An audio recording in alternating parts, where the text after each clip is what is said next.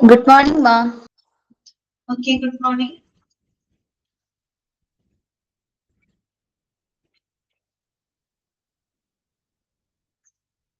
Okay, Patricia, Neetu, okay.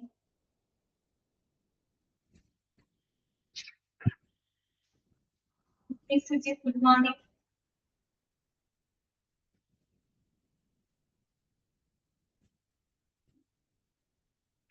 കഴിഞ്ഞ ദിവസം എടുത്തതൊക്കെ വായിച്ചു നോക്കിയോ എല്ലാവരും? വായിച്ചു നോക്കിയിരുന്നോ?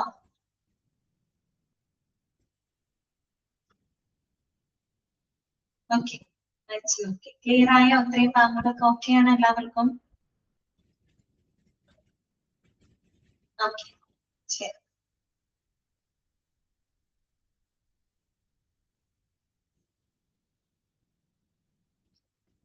ഇപ്പൊ എടുക്കുന്നത് വായിച്ചു നോക്കണം കേട്ടോ.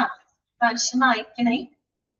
വായിക്കാതെ ക്ലാസ്സിൽ കേട്ട് മാത്രം പോകരുത് കേട്ടോ. എന്റെ മാത്രമല്ല എല്ലാ മിസ്സുമാരും എടുക്കുന്നത് കേട്ടോ. വായിച്ചു നോക്കണം. പിന്നെ മറന്നു നോക്കാം. എന്തായി രാവിലത്തെ ബ്രേക്ക്ഫാസ്റ്റ് ഒക്കെ കഴിഞ്ഞ എല്ലാവരുടെയും ഫുഡൊക്കെ കഴിഞ്ഞ?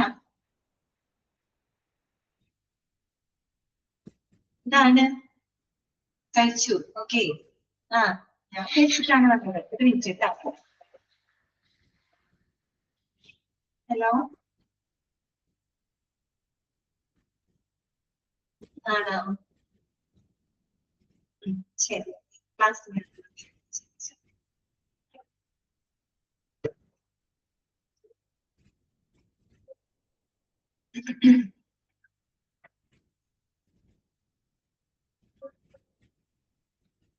ഓക്കെ. Rashida, good morning. നമുക്ക് എന്നിട്ട് ക്ലാസ് സ്റ്റാർട്ട് ചെയ്താലോ? എല്ലാവരും റെഡിയാണോ? ഓക്കെ ആണോ? തുടങ്ങാം അല്ലേ? ഓക്കെ, ഓരോ ദിവസം ചെയ്യുന്നതോറും ക്ലാസ്സില് എണ്ണം കുറയാണല്ലോ. എന്ത് പറ്റി? മടുത്ത എല്ലാവർക്കും? ബോറടിച്ചു തുടങ്ങിയിട്ടാണോ? 8 പേരുള്ളൂല്ലോ ക്ലാസ്സില്. 8 പേര് കൂട്ടുണ്ട്, 6 പേരെങ്ങാണ്ടേ ഉള്ളൂ ക്ലാസ്സില്. ഓക്കെ,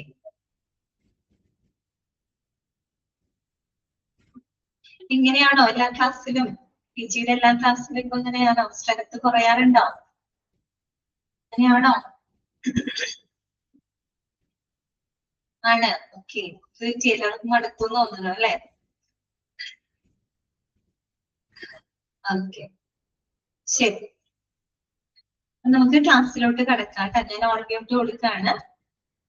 നമ്മള് കഴിഞ്ഞ ക്ലാസ്സിൽ പറഞ്ഞത് ഇൻഫോംഡ് കൺസെന്റുമായിട്ട് ബന്ധപ്പെട്ട 3 ആസ്പെക്റ്റുകളെ കുറിച്ചാണ് അല്ലെ? ഏതൊക്കെയാണ് നമ്മൾ പറഞ്ഞല്ലോ? 3 ആസ്പെക്റ്റുകളാണ് പ്രധാനമായിട്ടുള്ളത് അല്ലെ? ഏതൊക്കെയാണ്? ഒന്ന് legal aspect, then ethical aspect, administrative aspect. Okay, okay. അപ്പൊ അതിന് പ്രധാനമായിട്ട് 3 വശങ്ങളാണുള്ളത് അല്ലെ? ലീഗൽ ആയിട്ടുള്ള വശങ്ങളുണ്ട്, എത്തിക്കൽ ആയിട്ടുള്ളതും അഡ്മിനിസ്ട്രേറ്റീവ് ആസ്പെക്ട്സുകളുമാണ് ഉള്ളത് കേട്ടോ.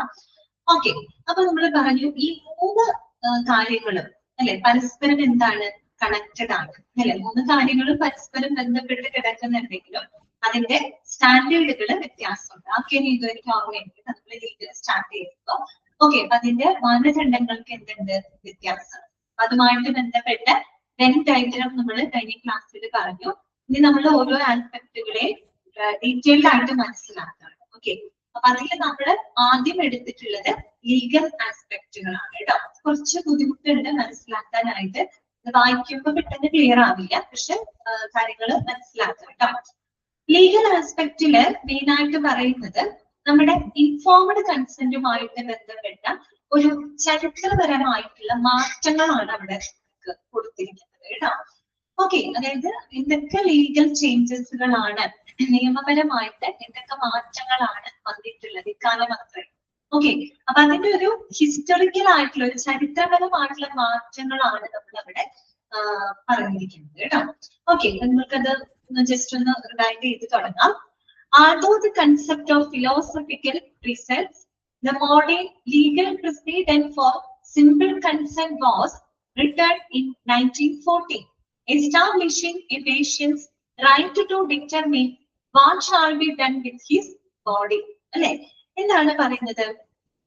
1914 മുതലാണ് ഒരു രോഗിയുടെ ശരീരത്തിൽ എന്ത് ചെയ്യണമെന്നുള്ള അവരുടെ അവകാശം നിയമപരമായിട്ട് അംഗീകരിക്കപ്പെടുന്നത് ഏത് കാലഘട്ടത്തിലാണ്? 1914 കേട്ടോ. അപ്പൊ നമ്മൾ അതിന്റെ ഒരു ഹിസ്റ്റോറിക്കൽ ആയിട്ടുള്ള മാറ്റങ്ങളാണ് പറയുന്നത് കേട്ടോ. അപ്പൊ അതൊക്കെ നിങ്ങൾ നോട്ട് ചെയ്ത് വെക്കേണ്ടതാണ്. ഈ പോയിന്റുകളാണ് നിങ്ങൾ മനസ്സിലാക്കേണ്ടത്. അത് മനസ്സിൽ വെച്ചിട്ട് വേണം അത് വായിക്കാനായിട്ട് കേട്ടോ.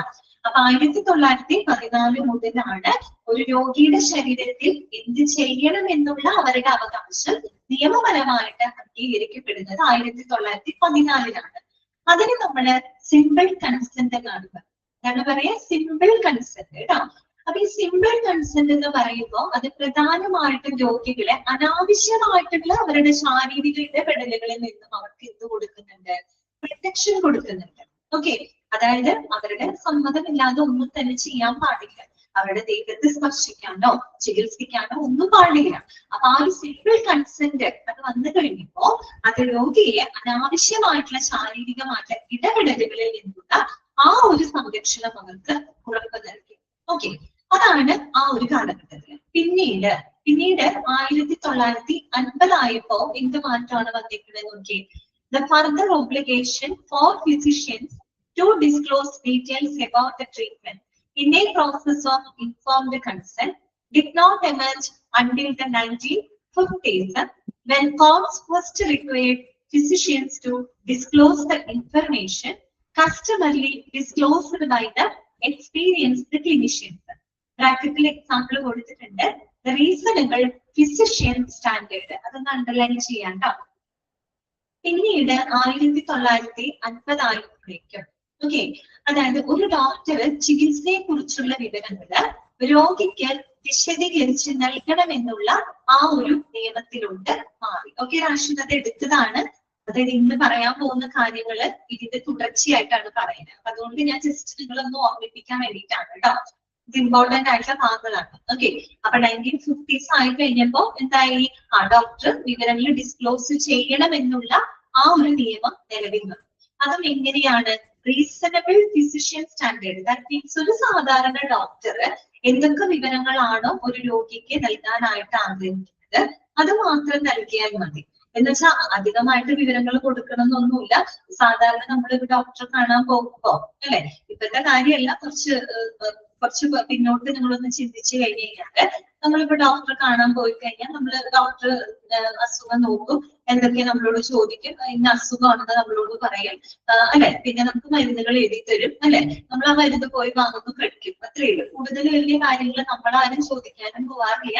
ഡോക്ടർ അധികം നമ്മളോട് പറയാറുമില്ല അല്ലെ. കുറച്ച് കാലങ്ങൾക്ക് മുമ്പുള്ള കാര്യമാണ് കേട്ടോ ഞാൻ പറയും. ഇപ്പൊ അങ്ങനെയല്ല, പണ്ടത്തെ ഒരു കാലഘട്ടമാണ് പറയുന്നത് കേട്ടോ. അപ്പൊ ആ ഒരു കാലഘട്ടത്തിൽ ഒരു സാധാരണ ഡോക്ടർ എന്തൊക്കെ വിവരങ്ങളാണോ ഒരു രോഗിയോട് പറയാനായിട്ട് ആഗ്രഹിക്കുന്നത് ആ വിവരങ്ങൾ മാത്രം നൽകിയാൽ മതി. തികച്ചും അവിടെ ഫിസിഷ്യൻ സ്റ്റാൻഡേർഡ് ആണ്. ഡോക്ടർക്കാണ് അവിടെ ഇമ്പോർട്ടൻസ്. അതുകൊണ്ടാണ് പറഞ്ഞത് റീസണബിൾ ഫിസിഷ്യൻ സ്റ്റാൻഡേർഡ്.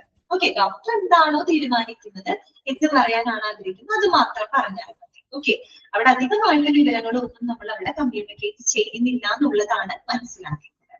പിന്നീട് it was not until 1975 American courts articulated the reasonable person standard. അതൊന്ന് അണ്ടർലൈൻ ചെയ്തേ.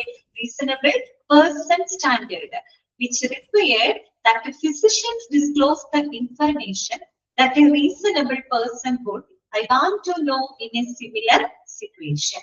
അതായത് പിന്നീട് 1975 ആയി കഴിഞ്ഞപ്പോഴേക്കും ആ നിയമം കുറെ കൂടെ കർശനമാക്കി എന്ന് പറഞ്ഞിട്ട് ഒരു രോഗി ചികിത്സയെ കുറിച്ചിട്ട് തീരുമാനങ്ങൾ എടുക്കാനായിട്ട് എന്തൊക്കെ വിവരങ്ങളാണോ അവർ ആവശ്യപ്പെടുന്നത് ആ വിവരങ്ങളെല്ലാം തന്നെ ഡോക്ടർ വിശദമായിട്ട് നൽകിയിരിക്കണം എന്നൊരു രീതിയിലൂടെ മാറിയെന്നാണ് പറയുന്നത്. ഓക്കെ, അപ്പൊ എന്തായി മാറിയത്? റീസണബിൾ പേഴ്സൺ സ്റ്റാൻഡേർഡ് ആയി മാറി. പേഴ്സൺ മീൻസ് പേഷ്യന്റ് ആണ് അല്ലെ. അതായത് അവിടെ രോഗിക്ക് പ്രാധാന്യം. ഒരു സാധാരണ രോഗി തന്റെ ചികിത്സയെ കുറിച്ച് തീരുമാനങ്ങൾ എടുക്കാനായിട്ട് എന്തൊക്കെ വിവരങ്ങളാണോ അവര് ലഭിക്കാനായിട്ട് ആഗ്രഹിക്കുന്നത് ആ വിവരങ്ങളെല്ലാം തന്നെ ഡോക്ടർ വിശദീകരിച്ച് നൽകണം എന്നൊരു രീതിയിലൂടെ മാറി എന്നാണ് പറയുന്നത്. അപ്പൊ റീസണബിൾ ഫിസിഷ്യൻ സ്റ്റാൻഡേർഡിൽ നിന്ന് മാറി റീസണബിൾ പേഴ്സൺ സ്റ്റാൻഡേർഡിലൂടെ കാര്യങ്ങൾ വന്നു. ഇപ്പോ 1970 മനസ്സിലായോ? ആ ഒരു ഹിസ്റ്റോറിക്കൽ ആയിട്ടുള്ള ഒരു മാറ്റം നിങ്ങൾക്ക് പഠിക്കാൻ വേണ്ടിയിട്ടാണ് ഇവിടെ കൊടുത്തിരിക്കുന്നത് കേട്ടോ. ക്ലിയർ ആയെന്ന് വിചാരിക്കുന്നു. ഇനി നോക്കാം, regardless of the criteria used, informed consent is further predicated on the patient's or surrogate's capacity to make the decisions. Not only should the decision, ഇനി ഒരു ഇൻഫോംഡ് കൺസെന്റ് അത് പൂർണ്ണമാകണമെങ്കിൽ രോഗിക്കോ അല്ലെങ്കിൽ രോഗിക്ക് വേണ്ടിയിട്ട് തീരുമാനങ്ങൾ എടുക്കുന്ന വ്യക്തികൾ ഉണ്ടാവില്ല, അവരെയാണ് ഈ സറോഗേറ്റ് എന്ന് പറയുന്നത് കേട്ടോ. രോഗിക്കാവാം, രോഗിയാണ് തീരുമാനം എടുക്കേണ്ടത്, അല്ലെങ്കിൽ രോഗിക്ക് വേണ്ടിയിട്ട് തീരുമാനങ്ങൾ എടുക്കുന്ന വ്യക്തികൾക്കോ ഇനി പറയുന്ന കഴിവുകൾ ഉണ്ടാവണം. ഓക്കെ, എന്തൊക്കെ കഴിവുകളാണ് ഉണ്ടാകേണ്ടത് നോക്കി, അതാണ് അവിടെ പോയിന്റുകളായിട്ട് കൊടുത്തിരിക്കുന്നത്. നോക്കൂ, റിഗാർഡ്ലെസ് ഓഫ് ദ ക്രൈറ്റീരിയ, നമ്മൾ ഈ പറഞ്ഞ ക്രൈറ്റീരിയാസിന് പുറമെ, ഈ പറയുന്ന നിബന്ധനകൾക്ക് പുറമെ ഈ എന്താണ് ഇൻഫോംഡ് കൺസെന്റുമായിട്ട് ബന്ധപ്പെട്ട് രോഗിക്കോ അല്ലെങ്കിൽ രോഗിയുടെ റെപ്രസെന്റേറ്റീവ് ആരെങ്കിലും ആവാം അല്ലെ, അവർക്ക് ഇനി പറയുന്ന കഴിവുകൾ ഉണ്ടായിരിക്കണം. Not only should the decision maker, എന്താണ് ഡിസിഷൻസ് എടുക്കുമ്പോൾ അവർക്ക് എന്തൊക്കെ കഴിവുകൾ ഉണ്ടായിരിക്കണം? the decision maker understand the relevant information. Decision maker ആരാണ്? തീരുമാനങ്ങൾ എടുക്കുന്ന വ്യക്തി ആരാണ്? രോഗിയാണ് അല്ലെ. രോഗിയാവാം, അല്ലെങ്കിൽ രോഗിക്ക് വേണ്ടിയിട്ട് തീരുമാനങ്ങൾ എടുക്കുന്നത് മറ്റാരെങ്കിലും ആവാം അല്ലെ. എന്തായാലും അവരാണ് ഡിസിഷൻ മേക്കർ. അപ്പോ ഒന്നാമത്തെ കഴിവ് എന്തായിരിക്കണം വേണ്ടത്? നൽകുന്ന വിവരങ്ങള് കൃത്യമായിട്ട് മനസ്സിലാക്കാനായിട്ട് അവർക്ക് സാധിക്കണം. ഒരു ഡോക്ടർ വിവരങ്ങൾ നൽകുമ്പോൾ ആ വിവരങ്ങള് കൃത്യമായിട്ട് മനസ്സിലാക്കാനുള്ള ഒരു കഴിവ് ആർക്കുണ്ടാവണം? ഡിസിഷൻ മേക്കർക്ക് ഉണ്ടാവണം. മനസ്സിലായോ? അപ്പൊ ഒന്നാമത്തെ കഴിവ് അതാണ്, decision maker understand the relevant information, that means understanding capacity അല്ലെ, മനസ്സിലാക്കാനുള്ള ഒരു കഴിവ് ഉണ്ടായിരിക്കും. രണ്ടാമത് എന്താണ്? he or she should also be able to appreciate the information's importance. അതുപോലെ തന്നെ നൽകുന്ന വിവരങ്ങൾ അത് അവരുടെ ആരോഗ്യത്തിനെ എത്രത്തോളം ബാധിക്കുന്നു എന്നവർക്ക് തിരിച്ചറിയണം. എന്ന് പറഞ്ഞു കഴിഞ്ഞാല് നൽകുന്ന വിവരങ്ങളുടെ ഇമ്പോർട്ടൻസ് അവർക്ക് മനസ്സിലാക്കാൻ പറ്റണം. അപ്രീസിയേഷൻ ആണ്. അപ്രീസിയേഷൻ കപ്പാസിറ്റി മീൻസ് എന്താണ്? പ്രാധാന്യം തിരിച്ചറിയാം അല്ലെ. നൽകുന്ന വിവരങ്ങള് അവരുടെ ആരോഗ്യത്തിനെ എത്രത്തോളം ബാധിക്കുന്നു എന്നവര് തിരിച്ചറിയണം. ഓക്കെ, അത് രണ്ടാമത്തെ കപ്പാസിറ്റി, രണ്ടാമത് വേണ്ട കഴിവ് അതാണ്. മൂന്നാമത്തത് എന്താണ്? Using to way treatment options in light of the values. Evaluation ആണ് അല്ലെ. അതായത് നമ്മൾ എന്താണ് മൂല്യങ്ങൾക്കനുസരിച്ച് തീരുമാനങ്ങൾ എടുക്കാം. മൂല്യങ്ങൾക്കനുസരിച്ച് തീരുമാനം എടുക്കാനുള്ള കഴിവെന്ന് പറഞ്ഞാൽ എന്താണ്? ഓരോ രോഗിയുടെയും അവരുടെ താല്പര്യങ്ങള്, അവരുടെ ലക്ഷ്യങ്ങളെ മുൻനിർത്തിക്കൊണ്ട് ഇപ്പൊ വ്യത്യസ്ത ചികിത്സാ രീതികളൊക്കെ താരതമ്യം ചെയ്തിട്ട് അവർക്ക് ഏറ്റവും അനുയോജ്യമായിട്ടുള്ളത് ഏതാണ് എന്നവർക്ക് തീരുമാനിക്കാനായിട്ടുള്ളൊരു കഴിവ്. മനസ്സിലായോ പറഞ്ഞ കാര്യങ്ങള്? അപ്പൊ ഒരു ഇൻഫോംഡ് കൺസെന്റ് പൂർണ്ണമാകണമെങ്കിൽ രോഗിക്കും അല്ലെങ്കിൽ രോഗിക്ക് വേണ്ടി തീരുമാനങ്ങൾ എടുക്കുന്ന വ്യക്തി, അവരാണ് ഡിസിഷൻ മേക്കർ അല്ലെ. അവരുടെ ചികിത്സയെ സംബന്ധിച്ച് തീരുമാനം എടുക്കുന്നത് അവനല്ലേ. അപ്പൊ അവർക്ക് എന്തൊക്കെ കഴിവുണ്ടാവണം? അണ്ടർസ്റ്റാൻഡിങ് കപ്പാസിറ്റി ഉണ്ടാവണം അല്ലെ. ഡോക്ടർ നൽകുന്ന വിവരങ്ങൾ അവർക്ക് കൃത്യമായിട്ട് മനസ്സിലാക്കാൻ സാധിക്കണം അല്ലെ. പിന്നെന്താണ് പറയുന്നത്? they are able to appreciate the information's importance അല്ലെ. അവർക്ക് ലഭിക്കുന്ന ഇൻഫർമേഷൻസിന്റെ ഇമ്പോർട്ടൻസ് അവർക്ക് തിരിച്ചറിയണം. ആ വിവരങ്ങള് തങ്ങളുടെ ആരോഗ്യത്തിനെ എത്രത്തോളം ബാധിക്കുന്നു എന്ന് അവർക്ക് തിരിച്ചറിയാനുള്ള കപ്പാസിറ്റി ഉണ്ടാവണം. ലാസ്റ്റ് എന്താണ് പറയുന്നത്? to weigh the treatment options in light of their values. Evaluation അല്ലെ. മൂല്യങ്ങൾക്കനുസരിച്ച് തീരുമാനങ്ങൾ എടുക്കാൻ പറ്റണം അല്ലെ. അതായത് ഒരുപാട് ചികിത്സാ രീതികൾ അവരുടെ മുമ്പിൽ ഓപ്ഷൻസ് ഉണ്ടാവും. അതില് രോഗിക്ക് ഏറ്റവും അനുയോജ്യമായിട്ടുള്ളത് ഏതാണ് അല്ല, അവരുടെ താല്പര്യങ്ങള്, അവരുടെ ലക്ഷ്യങ്ങളെ മുൻനിർത്തിക്കൊണ്ട് അവർക്ക് ഏറ്റവും അനുയോജ്യമായിട്ടുള്ള ചികിത്സാ രീതി തീരുമാനിക്കാനുള്ള ഒരു കഴിവും അവർക്ക് ഉണ്ടാക്കണം. ഇത്രയും കപ്പാസിറ്റി ഉണ്ടെങ്കിൽ മാത്രമാണ് അവരുടെ ഇൻഫോംഡ് കൺസെന്റ് എന്താകുന്നത്? കംപ്ലീറ്റ് ആവുന്നത്. ക്ലിയർ ആയോ? ഇത്രയും കാര്യങ്ങൾ നിങ്ങൾക്ക് മനസ്സിലായോ? ഓക്കെ ആണോ? അപ്പൊ എന്തൊക്കെ കഴിവ് വേണം? അണ്ടർസ്റ്റാൻഡിങ് കപ്പാസിറ്റി, അതുപോലെ തന്നെ അപ്രീഷിയേറ്റ് ദി ഇൻഫർമേഷൻസ് ഇമ്പോർട്ടൻസ്, അതുപോലെ weigh the treatment options in light of the values. Okay, അപ്പൊ അത്രയും പറഞ്ഞു. ഇനി അടുത്തത് എന്താണ് പറയുന്നത്? Okay, legally simple consent. Simple കൺസെന്റിന്റെ കാര്യം നമ്മൾ പറഞ്ഞു അല്ലെ. 1914 മുതൽ എന്തുണ്ട്? സിമ്പിൾ കൺസെന്റ് ഉണ്ട് അല്ലെ. ഓക്കെ, അപ്പൊ നോക്കാം. Legally simple consent protects the patients against assault and battery in the form of unnecessary medical procedures. Important ആയിട്ടുള്ളൊരു പോയിന്റ് ആണ്, അത് നിങ്ങൾ അണ്ടർലൈൻ ചെയ്യുക. ഓക്കെ, അണ്ടർലൈൻ ചെയ്ത് വെക്കാം. എന്താണ്? Legally simple consent protects the patients അല്ലെ. എന്തിനൊക്കെയാണ് അവര് സഹായിക്കുന്നത്?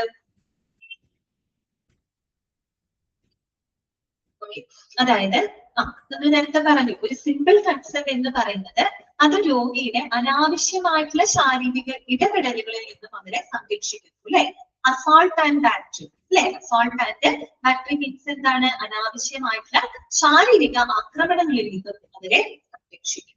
ഓക്കെ, ഇപ്പൊ നിങ്ങളോട് ചോദിക്കാം കേട്ടോ, dash protects the patients against assault and battery in the form of an unnecessary medical procedure എന്ന് കണ്ടാൽ ഉത്തരം എന്താണ്? Simple consent. Okay, informed consent എന്നല്ല പറഞ്ഞത്, സിമ്പിൾ കൺസെന്റ് എന്നാണ് പറഞ്ഞത് കേട്ടോ. ഇനി അടുത്തത്, the higher standard of informed consent further safeguards the patient's rights to autonomy, self-determination and inviolability. Underline ചെയ്യാട്ടോ പോയിന്റുകളൊക്കെ. ഇനി അതുകൂടാതെ കുറച്ചും കൂടെ ഹൈ സ്റ്റാൻഡേർഡ് ഉള്ള ഒരു ഇൻഫോംഡ് കൺസെന്റ് എന്ന് പറഞ്ഞാൽ അത് എന്തിനൊക്കെ സംരക്ഷണം നൽകുന്നുണ്ട്? ഒന്ന്, the patient's rights to autonomy. Autonomy എന്ന് വെച്ചാൽ സ്വയംഭരണാധികാരം അല്ലെ. ഒരു രോഗിയുടെ സ്വയംഭരണാധികാരം, സ്വന്തം ശരീരത്തിൽ എന്ത് ചെയ്യണം എന്ന് തീരുമാനിക്കാനുള്ള അവരുടെ സ്വയംഭരണാധികാരത്തിലേക്കും, അതുപോലെ സെൽഫ് ഡിറ്റർമിനേഷൻ അല്ലെ, സ്വയം നിർണയാധികാരം, ഇത് തന്നെയാണ് അല്ലെ. അവരുടെ ചികിത്സ, അവരുടെ ശരീരത്തിൽ എന്ത് ചെയ്യണം എന്ത് ചെയ്യണ്ട എന്നൊക്കെ തീരുമാനിക്കാൻ അവർക്ക് അവകാശമുണ്ട് അല്ലെ. സെൽഫ് ഡിറ്റർമിനേഷൻ, അതുപോലെ തന്നെ എന്താണ്?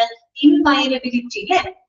ലംഘിക്കാൻ പാടില്ലാത്ത ചില അവസ്ഥകളുണ്ട് അല്ലെ. രോഗിയുടെ അവകാശങ്ങളെ ലംഘിക്കാൻ പാടില്ലാത്ത ചില സാഹചര്യങ്ങളുണ്ട് അല്ലെ. ഇങ്ങനെയുള്ള രോഗിയുടെ അവകാശങ്ങളെ ഇത് പ്രൊട്ടക്ട് ചെയ്യുന്നുണ്ട്, ഇൻഫോംഡ് കൺസെന്റ് പ്രൊട്ടക്ട് ചെയ്യുന്നുണ്ട്. ഓർത്ത് വെക്കാട്ടോ. അപ്പൊ ഒരു സിമ്പിൾ കൺസെന്റ് പേഷ്യന്റിനെ അസോൾട്ട് ആൻഡ് ബാറ്ററിയിൽ നിന്ന് സംരക്ഷിക്കുന്നു. അതുപോലെ തന്നെ ഒരു ഹൈ സ്റ്റാൻഡേർഡ് ഇൻഫോംഡ് കൺസെന്റ് എന്തിനെയൊക്കെ പ്രൊട്ടക്ട് ചെയ്യുന്നുണ്ട്, അല്ലെങ്കിൽ എന്തിനെയൊക്കെ സേഫ് ഗാർഡ് ചെയ്യുന്നുണ്ട്? Patients rights to autonomy, patients self determination, അതുപോലെ തന്നെ ഇൻവയലബിലിറ്റി. ഈ 3 പോയിന്റുകൾ നിങ്ങൾ പഠിക്കാട്ടോ. എന്തിനൊക്കെ സംരക്ഷണം കൊടുക്കുന്നുണ്ട്? ഓട്ടോണോമി, സെൽഫ് ഡിറ്റർമിനേഷൻ, അതുപോലെ തന്നെ ഇൻവയലബിലിറ്റി. ഇങ്ങനെയുള്ള കാര്യങ്ങൾക്കാണ് പ്രൊട്ടക്ഷൻ കൊടുക്കുന്നത്. Okay, clear. ഇനി എന്താ പറയുന്നത്? However, the legal standards that apply to obtaining informed consent vary across the jurisdictions and their interpretation continues to evolve. ഇനി നമ്മൾ പറഞ്ഞു, ഇൻഫോംഡ് കൺസെന്റുമായിട്ട് ബന്ധപ്പെട്ട നിയമപരമായിട്ടുള്ള മാനദണ്ഡങ്ങൾ ഓരോ കാലഘട്ടങ്ങൾക്കനുസരിച്ച് മാറിക്കൊണ്ടിരിക്കുന്നത്. എന്നും എല്ലായ്പ്പോഴും ഒരേപോലെയല്ല, മാറിക്കൊണ്ടിരിക്കും. ലീഗൽ ആയിട്ടുള്ള കാര്യങ്ങളല്ലേ. അപ്പൊ ഓരോ കാലഘട്ടങ്ങൾ വരുമ്പോൾ പുതിയ പുതിയ നിയമങ്ങൾ വരും, പുതിയ പുതിയ പരിഷ്കരണങ്ങളൊക്കെ വന്നുകൊണ്ടിരിക്കും അല്ലെ. അതുകൊണ്ട് തന്നെ ലീഗൽ ആയിട്ടുള്ള എല്ലാ സ്റ്റാൻഡേർഡുകളും, ദാറ്റ് മീൻസ് ഇൻഫോംഡ് കൺസെന്റുമായിട്ട് ബന്ധപ്പെട്ട നിയമപരമായിട്ടുള്ള മാനദണ്ഡങ്ങൾ കാലാകാലങ്ങൾക്കനുസരിച്ച് മാറിക്കൊണ്ടിരിക്കുന്നുണ്ട്. പക്ഷേ അത് ഓരോ പ്രദേശത്തും നിയമങ്ങള് വ്യത്യസ്തമായിരിക്കും. ഓക്കെ, എല്ലായിടത്തും ഒരുപോലെ അല്ലാന്ന് മനസ്സിലാക്കാം. ഓക്കെ, നോക്കിയേ, ദാറ്റ് കൺസെന്റ് വാരി അക്രോസ് ജൂറിസ്ഡിക്ഷൻ, ദാറ്റ് മീൻസ് പ്രദേശങ്ങളാണ് കേട്ടോ. ഓരോ ജൂറിസ്ഡിക്ഷനിലും എന്തുണ്ട്? ഈ നിയമങ്ങൾക്ക് വ്യത്യാസമുണ്ട്. ലീഗൽ സ്റ്റാൻഡേർഡ് എല്ലാവർക്കും ഒരുപോലെ അല്ല. ഓക്കെ, അപ്പൊ നോക്കാം. Some jurisdiction use the reasonable person standard എന്നൊക്കെ പഠിച്ചതാണ്. whereas others continue to use the older standard of the reasonable physician. അതായത് നമ്മൾ നേരത്തെ പറഞ്ഞില്ലേ, പ്രധാനമായിട്ട് നമ്മൾ 2 ലീഗൽ സ്റ്റാൻഡേർഡുകളാണ് ഉപയോഗപ്പെടുത്തുന്നത് അല്ലെ. ഇൻഫോംഡ് കൺസെന്റുമായിട്ട് ബന്ധപ്പെട്ട് പ്രധാനമായിട്ടും 2 മാനദണ്ഡങ്ങളാണ് നമ്മൾ പ്രയോജനപ്പെടുത്തുന്നത്. ഒന്ന് ഏതാണ്? ഒന്ന് റീസണബിൾ ഫിസിഷ്യൻ സ്റ്റാൻഡേർഡ്. നമ്മൾ നേരത്തെ പറഞ്ഞില്ലേ, ഒരു സാധാരണ ഡോക്ടറുടെ കാഴ്ചപ്പാട് അനുസരിച്ചിട്ടുള്ള മാനദണ്ഡങ്ങൾ നമ്മൾ ഉപയോഗിക്കുന്നുണ്ട്. അതുകൂടാതെ ഒരു റീസണബിൾ പേഴ്സൺ സ്റ്റാൻഡേർഡ് എന്ന് പറഞ്ഞ ഒരു സാധാരണ വ്യക്തി അഥവാ ഒരു സാധാരണ രോഗിയുടെ കാഴ്ചപ്പാട് അനുസരിച്ചിട്ടുള്ള മാനദണ്ഡങ്ങൾ നമ്മൾ ഉപയോഗിക്കുന്നുണ്ട്. അപ്പൊ പ്രധാനമായിട്ടും 2 സ്റ്റാൻഡേർഡാണ് അതിനകത്ത് വരുന്നത് അല്ലെ. ഒന്ന് റീസണബിൾ ഫിസിഷ്യൻ സ്റ്റാൻഡേർഡ്, മറ്റൊന്ന് റീസണബിൾ പേഴ്സൺ സ്റ്റാൻഡേർഡ്. ഇവര് പറയുന്നത് എന്താണ്? ചിലയിടങ്ങളിൽ റീസണബിൾ ഫിസിഷ്യൻ സ്റ്റാൻഡേർഡ് ആണ് ഉപയോഗിക്കുന്നതെങ്കിൽ മറ്റു ചിലയിടങ്ങളിൽ റീസണബിൾ പേഴ്സൺ സ്റ്റാൻഡേർഡ് ആണ് ഉപയോഗിക്കുന്നത്. ഓക്കെ, അതെന്താണുള്ളത് നിങ്ങൾക്കറിയാം. റീസണബിൾ പേഴ്സൺ സ്റ്റാൻഡേർഡ് എന്ന് പറയുന്നത് എന്താണ്? ഒരു രോഗിയുടെ കാഴ്ചപ്പാട് അനുസരിച്ച് ഒരു രോഗിക്ക് അവരുടെ ചികിത്സയെ പറ്റി തീരുമാനമെടുക്കാൻ എന്തൊക്കെ വിവരങ്ങളാണോ അവർ ആവശ്യപ്പെടുന്നത് അല്ലെങ്കിൽ അവർക്ക് ആവശ്യമുള്ളത്, ആ വിവരങ്ങളെല്ലാം തന്നെ ഡോക്ടർ എന്ത് ചെയ്ത് കൊടുക്കണം? വിശദമാക്കി അവർക്ക് കൊടുക്കണം. അതെന്താണ്? പേഷ്യന്റ് സെന്റേർഡ് ആണ്. അവിടെ രോഗിക്കാണ് നമ്മൾ ഇമ്പോർട്ടൻസ് കൊടുക്കുന്നത്, അല്ലെ? ചികിത്സാ തീരുമാനങ്ങളിൽ ഡോക്ടറെ പോലെ ആർക്കും തുല്യ പ്രാധാന്യമുണ്ട്, അവിടെ രോഗിക്ക് പ്രാധാന്യമുണ്ട്, അല്ലെ? രോഗി എന്ത് ആവശ്യപ്പെടുന്നോ ആ വിവരങ്ങള് മുഴുവൻ കൊടുക്കാൻ ആര് ചെയ്തിരിക്കണം? ഡോക്ടർ ചെയ്തിരിക്കണം. ഓക്കെ. അതേസമയം റീസണബിൾ ഫിസിഷ്യൻ സ്റ്റാൻഡേർഡ് എന്ന് പറയുന്നത് എന്താണ്? അവിടെ ഒരു സാധാരണ ഡോക്ടർ എന്ത് വിവരങ്ങളാണോ നൽകാനായിട്ട് പേഷ്യന്റ് നൽകാനായിട്ട് അത് മാത്രം കൊടുത്താൽ മതി. അവിടെ കുറെ കൂടെ ഡോമിനൻസ് ആർക്കാണ്? ഡോക്ടർക്കാണ്, പേഷ്യന്റിനല്ല. ഡോക്ടർ പറയുന്നു, ഡോക്ടർക്ക് തോന്നിയ കാര്യങ്ങൾ ഡോക്ടർ പറയുന്നു, അത്രയേ ഉള്ളൂ. രോഗി പ്രത്യേകിച്ച് ആവശ്യപ്പെടുന്നില്ല, രോഗി ആവശ്യപ്പെടാതെ പ്രത്യേകിച്ച് കൂടുതൽ ഒന്നുകൊണ്ട് പറഞ്ഞു കൊടുക്കുന്നില്ല. ഓക്കെ. അപ്പൊ അങ്ങനെ രണ്ട് സ്റ്റാൻഡേർഡുകളാണ് ഉപയോഗിക്കുന്നത് കേട്ടോ. അപ്പൊ ഇനി എന്താ പറയുന്നത്? Therefore, it is important for the clinicians to determine the precise standard used in the jurisdiction and to adapt their practice accordingly. അപ്പൊ അതുകൊണ്ട് തന്നെ ഓരോ ഡോക്ടർമാരും തങ്ങൾ ജോലി ചെയ്യുന്ന പ്രദേശത്തെ ലീഗൽ സ്റ്റാൻഡേർഡ് എന്താണോ അതിനനുസരിച്ച് വേണം അവരെന്ത് ചെയ്യാനായിട്ട്? രോഗിയുമായിട്ട് ആശയവിനിമയം നടത്താനായിട്ട്. ഇപ്പൊ അവര് വർക്ക് ചെയ്യുന്ന ആ ഒരു ജൂറിസ്ഡിക്ഷനിലെ റീസണബിൾ ഫിസിഷ്യൻ സ്റ്റാൻഡേർഡ് ആണ് ഉപയോഗിക്കുന്നതെങ്കിൽ ആ രീതിയിൽ കമ്മ്യൂണിക്കേറ്റ് ചെയ്യാം. ഇനി അതല്ല, അവര് വർക്ക് ചെയ്യുന്ന ജൂറിസ്ഡിക്ഷനില് റീസണബിൾ പേഴ്സൺ സ്റ്റാൻഡേർഡ് ആണെങ്കിൽ അപ്പൊ അതിനനുസരിച്ച് അവരുടെ കമ്മ്യൂണിക്കേഷൻ ക്രമീകരിക്കാം കേട്ടോ. അപ്പൊ അതൊരു ഡോക്ടർ ശ്രദ്ധിക്കണം. ഒരു ക്ലിനിഷ്യന്റെ ഡ്യൂട്ടിയാണ് നമ്മൾ ജോലി ചെയ്യുന്ന സ്ഥലത്തെ എന്താണോ അവിടുത്തെ ലീഗൽ സ്റ്റാൻഡേർഡ്, ഈ രണ്ടെണ്ണത്തിൽ ഏതെങ്കിലും ഒന്നായിരിക്കുമല്ലോ, ആ ലീഗൽ സ്റ്റാൻഡേർഡ് ഏതാണോ അത് കൃത്യമായിട്ട് മനസ്സിലാക്കിയിട്ട് അതിനനുസരിച്ചിട്ട് വേണം പേഷ്യന്റുമായിട്ടുള്ള ആ ഒരു കമ്മ്യൂണിക്കേഷൻ ക്രമീകരിക്കുന്നത്. ഓക്കെ. മനസ്സിലാകുന്നുണ്ടോ? ഞാൻ പറയുന്ന കാര്യങ്ങൾ ക്ലിയർ ആണോ? ഓക്കെ ആണോ? ആർക്കെങ്കിലും എന്തെങ്കിലും ക്ലാരിറ്റി കുറവുണ്ടെങ്കിൽ പറയണോ കേട്ടോ. ഓക്കെ. ഇനി അടുത്തത്, the Canadian Medical Protective Association provides detailed information on Canadian standards. അത് ജസ്റ്റ് പറയുന്നു എന്ന് മാത്രമേ ഉള്ളൂ കേട്ടോ. ഈ കനേഡിയൻ മെഡിക്കൽ പ്രൊട്ടക്റ്റീവ് അസോസിയേഷൻ ഉണ്ട്. അവര് ഇതുപോലെ തന്നെ ഇൻഫോംഡ് കൺസെന്റുമായിട്ട് ബന്ധപ്പെട്ട കനേഡിയൻ സ്റ്റാൻഡേർഡുകളെ പറ്റിയിട്ട് അവര് കുറച്ച് വിവരങ്ങൾ നൽകുന്നുണ്ട്. അത് ഓരോ രാജ്യത്തും ഉണ്ടാവും കേട്ടോ. ഇന്ത്യയാണെങ്കിൽ ഇന്ത്യയിൽ ഉണ്ടാവും. ഓരോരുത്തർക്കും അവരവരുടേതായ എന്തുണ്ട്? ലീഗൽ സ്റ്റാൻഡേർഡുകൾ ഉണ്ട്. നമ്മൾ നേരത്തെ പറഞ്ഞല്ലോ, അതായത് ഓരോ ജൂറിസ്ഡിക്ഷനനുസരിച്ച് എന്തുണ്ട്? നിയമങ്ങൾക്ക് വ്യത്യാസമുണ്ട്. നിയമങ്ങൾ എല്ലായിടത്തും ക്ലിയർ ആണെങ്കിലും ഓരോ പ്രദേശങ്ങൾക്കും സാഹചര്യങ്ങൾക്കും അനുസരിച്ച് നിയമങ്ങളിൽ എന്ത് വരുന്നുണ്ട്? വ്യത്യാസങ്ങൾ വരുന്നുണ്ട് കേട്ടോ. ഇനി even when the standard is clear, interpretation is required to apply the standard to a particular case കേട്ടോ. നിയമങ്ങള്, സ്റ്റാൻഡേർഡുകൾ കേട്ടോ, ഈ പറയുന്ന സ്റ്റാൻഡേർഡ് അഥവാ ഇവിടുത്തെ നിയമങ്ങള് വ്യക്തമാണെങ്കിലും ഓരോ സാഹചര്യം, ഓരോ കേസിനനുസരിച്ച് അതിൽ വ്യത്യാസങ്ങൾ വരാം. നമ്മൾ പറഞ്ഞല്ലോ, ഇപ്പൊ കനേഡിയൻ മെഡിക്കൽ പ്രൊട്ടക്റ്റീവ് അസോസിയേഷൻ കനേഡിയക്ക് അവരുടേതായ കനേഡിയൻ സ്റ്റാൻഡേർഡുകൾ ഉണ്ട്. അതുപോലെ ഓരോ രാജ്യത്തിനും അവരുടേതായ സ്റ്റാൻഡേർഡുകൾ ഉണ്ടായിരിക്കും അല്ലെ. അപ്പൊ ഓരോ കേസിനനുസരിച്ച് അതിൽ വ്യത്യാസം വരാം. Okay. Thus, most litigation regarding informed consent focuses on precisely what information satisfies the applicable standard. അല്ലെ. ലിറ്റിഗേഷന്റെ അർത്ഥം ഞാൻ കഴിഞ്ഞ ക്ലാസ്സിൽ പറഞ്ഞിട്ടുണ്ട്. ലിറ്റിഗേഷൻ എന്ന് പറഞ്ഞ നിയമപരമായിട്ടുള്ള തർക്കങ്ങളാണ് കേട്ടോ. കോടതി കേസുകളൊക്കെയാണ് ഉദ്ദേശിക്കുന്നത് കേട്ടോ. ഓക്കെ. ലിറ്റിഗേഷൻ എന്ന് പറഞ്ഞാൽ എന്താണ്? നിയമപരമായിട്ടുള്ള തർക്കങ്ങള് അല്ലെങ്കിൽ കോടതി കേസുകള്. അതായത് ഇൻഫോംഡ് കൺസെന്റുമായിട്ട് ബന്ധപ്പെട്ട് വരുന്ന നിയമപരമായിട്ടുള്ള തർക്കങ്ങള് അല്ലെങ്കിൽ കോടതി കേസുകള്, അതെല്ലാം തന്നെ പ്രധാനമായിട്ടും ഫോക്കസ് ചെയ്യുന്നത് എന്തിലേക്കാണെന്ന് അറിയോ? നിലവിലുള്ള എന്താ പറയാ നിയമപരമായിട്ടുള്ള മാനദണ്ഡങ്ങൾ പാലിക്കുന്നതിന് വേണ്ടിയിട്ട് എന്തൊക്കെ കാര്യങ്ങളാണ് ചെയ്യേണ്ടത്, അതിനാണ് അവർ കൂടുതൽ എന്ത് കൊടുക്കുന്നത്? ഫോക്കസ് കൊടുക്കുന്നത്. ഇപ്പൊ ഒരു ജൂറിസ്ഡിക്ഷനില് ഏത് മാനദണ്ഡമാണോ അവർ സ്വീകരിക്കുന്നത്? ഓക്കെ. ഇപ്പൊ ഞാൻ പറയട്ടെ, ഒരു ജൂറിസ്ഡിക്ഷൻ നമ്മള് പ്രവർത്തിക്കുന്ന ഏതെങ്കിലും ഒരു പ്രദേശം, അവിടെ റീസണബിൾ പേഴ്സൺ സ്റ്റാൻഡേർഡ് ആണ്, അങ്ങനെ ഒരു മാനദണ്ഡമാണ് അവർ ഉപയോഗിക്കുന്നതെന്ന് വിചാരിക്കാം. അപ്പൊ ആ ഒരു സ്റ്റാൻഡേർഡുകള് അവിടെ കൃത്യമായിട്ട് പാലിക്കാൻ നമ്മൾ എന്തൊക്കെ വിവരങ്ങളാണ് നൽകേണ്ടത്? ഓക്കെ. അങ്ങനെയുള്ള കാര്യങ്ങൾക്കാണ് അവിടെ ഫോക്കസ് കൊടുക്കുന്നത്. മനസ്സിലായോ? അതാണ് പറഞ്ഞത്, മിക്കവാറും എല്ലാ ലിറ്റിഗേഷൻസും ഫോക്കസ് ചെയ്യുന്നത് എന്താണ്?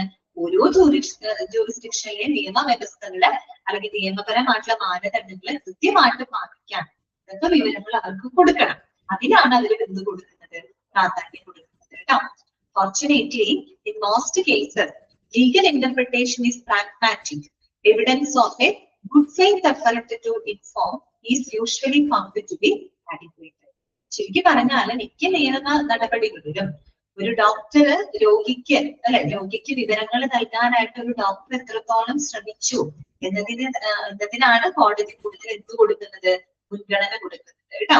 ഓക്കെ, കോടതി ലീഗൽ കേസായിട്ട് അല്ലെങ്കിൽ ലീഗൽ വശങ്ങൾ നോക്കുമ്പോ ഒരു ഡോക്ടർ തന്റെ രോഗിക്ക് വിവരങ്ങൾ നൽകാനായിട്ട് എത്രത്തോളം ഒരു ഡോക്ടർ അതിനു വേണ്ടി പരിശ്രമിച്ചു, അതിനാണ് കോടതി എന്ത് കൊടുക്കുന്നത്, മുൻഗണന കൊടുക്കുന്നത്. ഇത്രയുമാണ് എന്ത് ലീഗൽ ആയിട്ടുള്ളതിന്റെ ആസ്പെക്ടുകള്. ഓക്കെ, ക്ലിയർ ആണോ, മനസ്സിലായോ?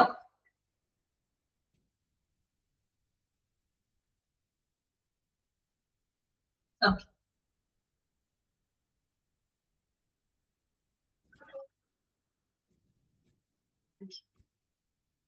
എന്നുവെച്ചാൽ കുറച്ചുകൂടി ഇന്നിപ്പോ പ്രായോഗികമായിട്ടാണ്, പ്രാക്ടിക്കൽ ആയിട്ടാണ് കാര്യങ്ങൾ ചിന്തിക്കുന്നത് കേട്ടോ. അപ്പൊ ഇത്രയുമാണ് ഇൻഫോംഡ് കൺസെന്റുമായിട്ട് ബന്ധപ്പെട്ട് നിങ്ങൾ മനസ്സിലാക്കേണ്ട ലീഗൽ ആസ്പെക്ടുകൾ എന്താണ്. അപ്പൊ നിങ്ങൾ അവിടെ പഠിക്കേണ്ടത് എന്താണെന്നറിയാം, ചരിത്രപരമായിട്ടുള്ള മാറ്റം ഒന്ന് അറിഞ്ഞിരിക്കും. 1914 സിമ്പിൾ കൺസെന്റ് എന്ന് പറയുന്ന ആ ഒരു എന്താ പറയാ കാര്യം വരുന്നത്. ഓക്കെ, അതായത് ആ ഒരു രോഗിയുടെ ശരീരത്തിൽ എന്ത് ചെയ്യണം എന്നുള്ള അവരുടെ അവകാശം നിയമപരമായിട്ട് അംഗീകരിക്കപ്പെടുന്നത് 1914 ഓക്കെ, അപ്പൊ അതിന് നമ്മൾ സിമ്പിൾ കൺസെന്റ് എന്നാണ് പറയുക. സിമ്പിൾ കൺസെന്റ് സാധാരണ ഒരു രോഗിയെ അനാവശ്യമായിട്ടുള്ള അസോൾട്ട് ആൻഡ് ബാറ്ററിയിൽ നിന്നുള്ള സംരക്ഷണം കൊടുക്കുന്നു. ഓക്കെ, പിന്നെ 1950 ആയി കഴിഞ്ഞപ്പോ എന്തായി മാറി, ഡോക്ടർ ചികിത്സയെ പറ്റിയിട്ടുള്ള വിവരങ്ങൾ രോഗിയോട് ഡിസ്ക്ലോസ് ചെയ്യണമെന്ന വെളിപ്പെടുത്തണമെന്ന നിയമം നിലവിൽ വരുന്നത് 1950 കേട്ടോ. അത് പൊതുവെ എന്താണ്, നമ്മൾ പറയില്ല റീസണബിൾ ഫിസിഷ്യൻ സ്റ്റാൻഡേർഡ് ആണ്. ഒരു രോഗി ഡോക്ടർ എന്താ വിവരങ്ങളാണ് കൊടുക്കാൻ ആഗ്രഹിക്കുക അത് മാത്രം കൊടുത്താൽ മതി. 1975 ആയപ്പോ വീണ്ടും ആ നിയമം കർശനമായി അല്ലെ, അത് റീസണബിൾ പേഴ്സൺ സ്റ്റാൻഡേർഡ് എന്നുള്ള രീതിയിലോട്ട് മാറി അല്ലെ. അതായത് രോഗിക്ക് പ്രാധാന്യം അല്ലെ, രോഗി എന്തൊക്കെ വിവരങ്ങൾ ചോദിക്കുന്നു അന്വേഷിക്കുന്നു ആ വിവരങ്ങൾ മുഴുവൻ വിശദമായിട്ട് ആര് കൊടുക്കാൻ ബാധ്യസ്ഥനാണ്, ഡോക്ടർ കൊടുക്കാനായിട്ട് ബാധ്യസ്ഥനാണ്. ഓക്കെ, പിന്നെ നിങ്ങൾ മനസ്സിലാക്കേണ്ടത് ഒരു ഇൻഫോംഡ് കൺസെന്റ് അത് എന്തൊക്കെ അവകാശങ്ങൾ പ്രൊട്ടക്ട് ചെയ്യുന്നുണ്ട്. ഒരു രോഗിയുടെ എന്താ പറയാ ഓട്ടോണോമി, അതുപോലെ സെൽഫ് ഡിറ്റർമിനേഷൻ, ഇൻവയലബിലിറ്റി, ഇങ്ങനെയുള്ള അവരുടെ അവകാശങ്ങളെ അവിടെ സംരക്ഷിക്കുന്നുണ്ട് കേട്ടോ. ഓക്കെ, പിന്നെ ഓർത്തു വെക്കാം ഓരോ നിയമവ്യവസ്ഥകളും ഓരോ പ്രദേശങ്ങളിലും എന്താണ് വ്യത്യാസമുണ്ട്. ചില സ്ഥലത്ത് രണ്ട് പ്രധാന മാനദണ്ഡങ്ങളാണ് നമ്മൾ ഉപയോഗിക്കുന്നത്. ഒന്നുകിൽ റീസണബിൾ ഫിസിഷ്യൻ സ്റ്റാൻഡേർഡ് ആയിരിക്കും, അല്ലെങ്കിൽ റീസണബിൾ പേഴ്സൺ സ്റ്റാൻഡേർഡ് ആയിരിക്കും. ഓക്കെ, അപ്പൊ ഇപ്പോഴും ഡോക്ടർമാർ എന്ത് ചെയ്യണം, ഓരോ പ്രദേശത്തും അവർ ജോലി ചെയ്യുന്ന പ്രദേശത്തെ സ്റ്റാൻഡേർഡ് എന്താണോ അത് കൃത്യമായിട്ട് പാലിക്കാനായിട്ട് അവർ ഓരോരുത്തരും ശ്രദ്ധിക്കണം. ഓക്കെ, ഇങ്ങനെയുള്ള കാര്യങ്ങളാണ് അവിടെ പറഞ്ഞിരിക്കുന്നത്. ലീഗൽ ആസ്പെക്ട് എല്ലാവർക്കും മനസ്സിലായി വിചാരിക്കും. ക്ലിയർ അല്ലേ?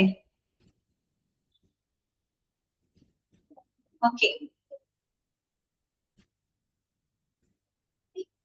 അങ്ങനെയാണെങ്കിൽ റാഷിദ പ്രെഡിക്കേറ്റ് എന്ന് പറഞ്ഞ പ്രവചിക്കുക എന്നുള്ള അർത്ഥമാണ് കേട്ടോ. പ്രെഡിക്കേറ്റ് മീൻസ് പ്രവചിക്കുക എന്നുള്ള അർത്ഥമാണ് കേട്ടോ, പ്രെഡിക്റ്റ് ചെയ്യുക എന്നുള്ള മീനിങ് ആണ്. അടുത്തത് നെക്സ്റ്റ്. ഓക്കെ, അപ്പൊ അടുത്ത ആസ്പെക്ട് നമുക്ക് പഠിക്കാനുണ്ട് എത്തിക്കൽ ആസ്പെക്ട് ആണ് കേട്ടോ. എത്തിക്കൽ ധാർമ്മികപരമായിട്ടുള്ള വശങ്ങളാണ്. ഇൻഫോംഡ് കൺസെന്റുമായിട്ട് ബന്ധപ്പെട്ട് വരുന്ന ധാർമ്മിക വശങ്ങൾ എന്തൊക്കെയാണ്. അപ്പൊ വെൻ ഡയഗ്രത്തിൽ നമ്മൾ പറഞ്ഞു അല്ലെ, ലീഗൽ ആസ്പെക്ട് എന്ന് പറഞ്ഞു കഴിഞ്ഞാല് അവിടെ ഓരോ രോഗിയുടെയും വ്യക്തി സ്വാതന്ത്ര്യത്തിനും വ്യക്തി താല്പര്യങ്ങൾക്കുമാണ് അവർ എന്ത് കൊടുക്കുന്നത്, മുൻഗണന കൊടുക്കുന്നത്. ഓക്കെ, ലീഗൽ എന്ന് പറയുമ്പോൾ നിയമപരമായിട്ടുള്ള കാര്യങ്ങളാണ്. എത്തിക്കൽ എന്ന് പറയുമ്പോൾ അവിടെ ഓരോ രോഗിയുടെയും വ്യക്തിപരമായിട്ടുള്ള സ്വാതന്ത്ര്യം, താല്പര്യങ്ങള് അതിനാണ് നമ്മൾ എന്ത് കൊടുക്കുന്നത്, മുൻഗണന കൊടുക്കുന്നത്. ഓക്കെ, വായിക്കുകയല്ലേ, നമുക്ക് ജസ്റ്റ് ഒന്ന് വായിക്കട്ടെ. ഒരു മിനിറ്റ് ഞാൻ പറയട്ടെ.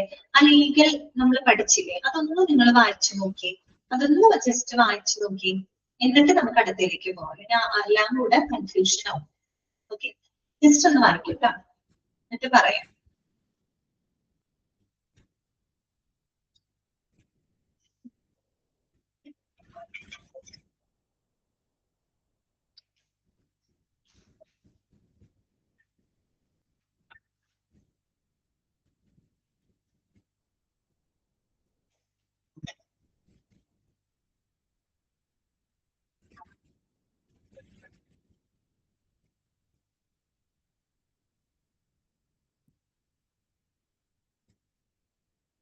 ഓക്കെ, നെക്സ്റ്റ് പറയുന്നത് എത്തിക്കൽ സൈഡ് ആണ്. The ethical goal of informed consent is somewhat more conceptual and ideological, seeking to respect patient autonomy by ensuring that treatment is directed toward the end desired and is chosen by the patient. അതാണ് അതിന്റെ ധാർമ്മികമായിട്ടുള്ള വശം. എന്താണ്? അവിടെ നമ്മൾ ഒരു രോഗിയുടെ അവരുടെ ആ ഒരു ഓട്ടോണോമി അല്ലെ, പേഷ്യന്റ് ഓട്ടോണോമി, സ്വയം എന്താണ് സ്വയം നിർണയ അധികാരത്തിന് ബഹുമാനിക്കുന്നുണ്ട് അല്ലെ. കാരണം നമ്മൾ പറഞ്ഞു ഓരോ രോഗിയുടെയും വ്യക്തി സ്വാതന്ത്ര്യത്തിനും താല്പര്യങ്ങൾക്കുമാണ് എന്ത് കൊടുക്കുന്നത്, മുൻഗണന കൊടുക്കുന്നത് അല്ലെ. അവരുടെ ചികിത്സയുടെ കൂടറിയില്ല അല്ലെങ്കിൽ അവര് ചൂസ് ചെയ്തിട്ടുള്ള ഒരു പേഷ്യന്റ് തെരഞ്ഞെടുത്ത ട്രീറ്റ്മെന്റ് എന്താണോ ആ ട്രീറ്റ്മെന്റ് ഉറപ്പാക്കിക്കൊണ്ട് അവരുടെ സ്വയം നിർണയ അധികാരത്തിനെ ബഹുമാനിക്കും. എന്ന് പറഞ്ഞാല് ഒരു രോഗിക്ക് ചികിത്സ വേണോ വേണ്ടയോ എന്ന് തീരുമാനിക്കാനുള്ള പൂർണ്ണ അവകാശം ആർക്കുണ്ട്? രോഗിക്കുണ്ട്. ആർക്കുണ്ട്? രോഗിക്കുണ്ട് അല്ലെ. ചികിത്സ അവർക്ക് വേണോ വേണ്ടയോ എന്ന് തീരുമാനിക്കാനുള്ള പൂർണ്ണമായിട്ടുള്ള അധികാരം ആർക്കാണ്? രോഗിക്ക് ഉണ്ട്. ഓക്കെ, ഇനി in this circumstance informed consent is intended to shift the ethical paradigm for the decision making away from physician-centered models to more patient-centered approaches. അത് മാത്രമല്ല, നമ്മൾ ഈ ഒരു സാഹചര്യത്തില് ഇൻഫോർംഡ് കൺസെന്റ് പണ്ട് കാലങ്ങളില് ചികിത്സാ തീരുമാനങ്ങൾ ഡോക്ടർ മാത്രം എടുക്കുന്ന ഒരു രീതിയായിരുന്നു. പണ്ട് അങ്ങനെയായിരുന്നു. പക്ഷെ ഇൻഫോർംഡ് കൺസെന്റ് ആ രീതി മാറ്റി. ഇപ്പൊ എന്താണ്? ചികിത്സാ തീരുമാനങ്ങളിൽ രോഗികൾക്കും തുല്യ പ്രാധാന്യം ഉണ്ടാകുന്ന ഒരു സാഹചര്യത്തിലൂടെ കാര്യങ്ങൾ മാറി അല്ലെ. അതാണ് അതിന്റെ ഒരു എന്താണ് എത്തിക്കൽ ആസ്പെക്ട് ആയിട്ട് പ്രധാനമായിട്ട് എടുത്തു പറയുന്നത്. അതാണ് പണ്ട് കാലങ്ങളില് ചികിത്സാ തീരുമാനങ്ങളിൽ ഡോക്ടർ മാത്രം എടുക്കുന്ന ഒരു രീതിയാണ്. പക്ഷെ ഇൻഫോർംഡ് കൺസെന്റ് ആ ഒരു രീതി മാറ്റി ചികിത്സാ തീരുമാനത്തിന് രോഗിക്കും തുല്യ പ്രാധാന്യം വരുന്ന രീതിയിലോട്ട് കാര്യങ്ങൾ മാറി.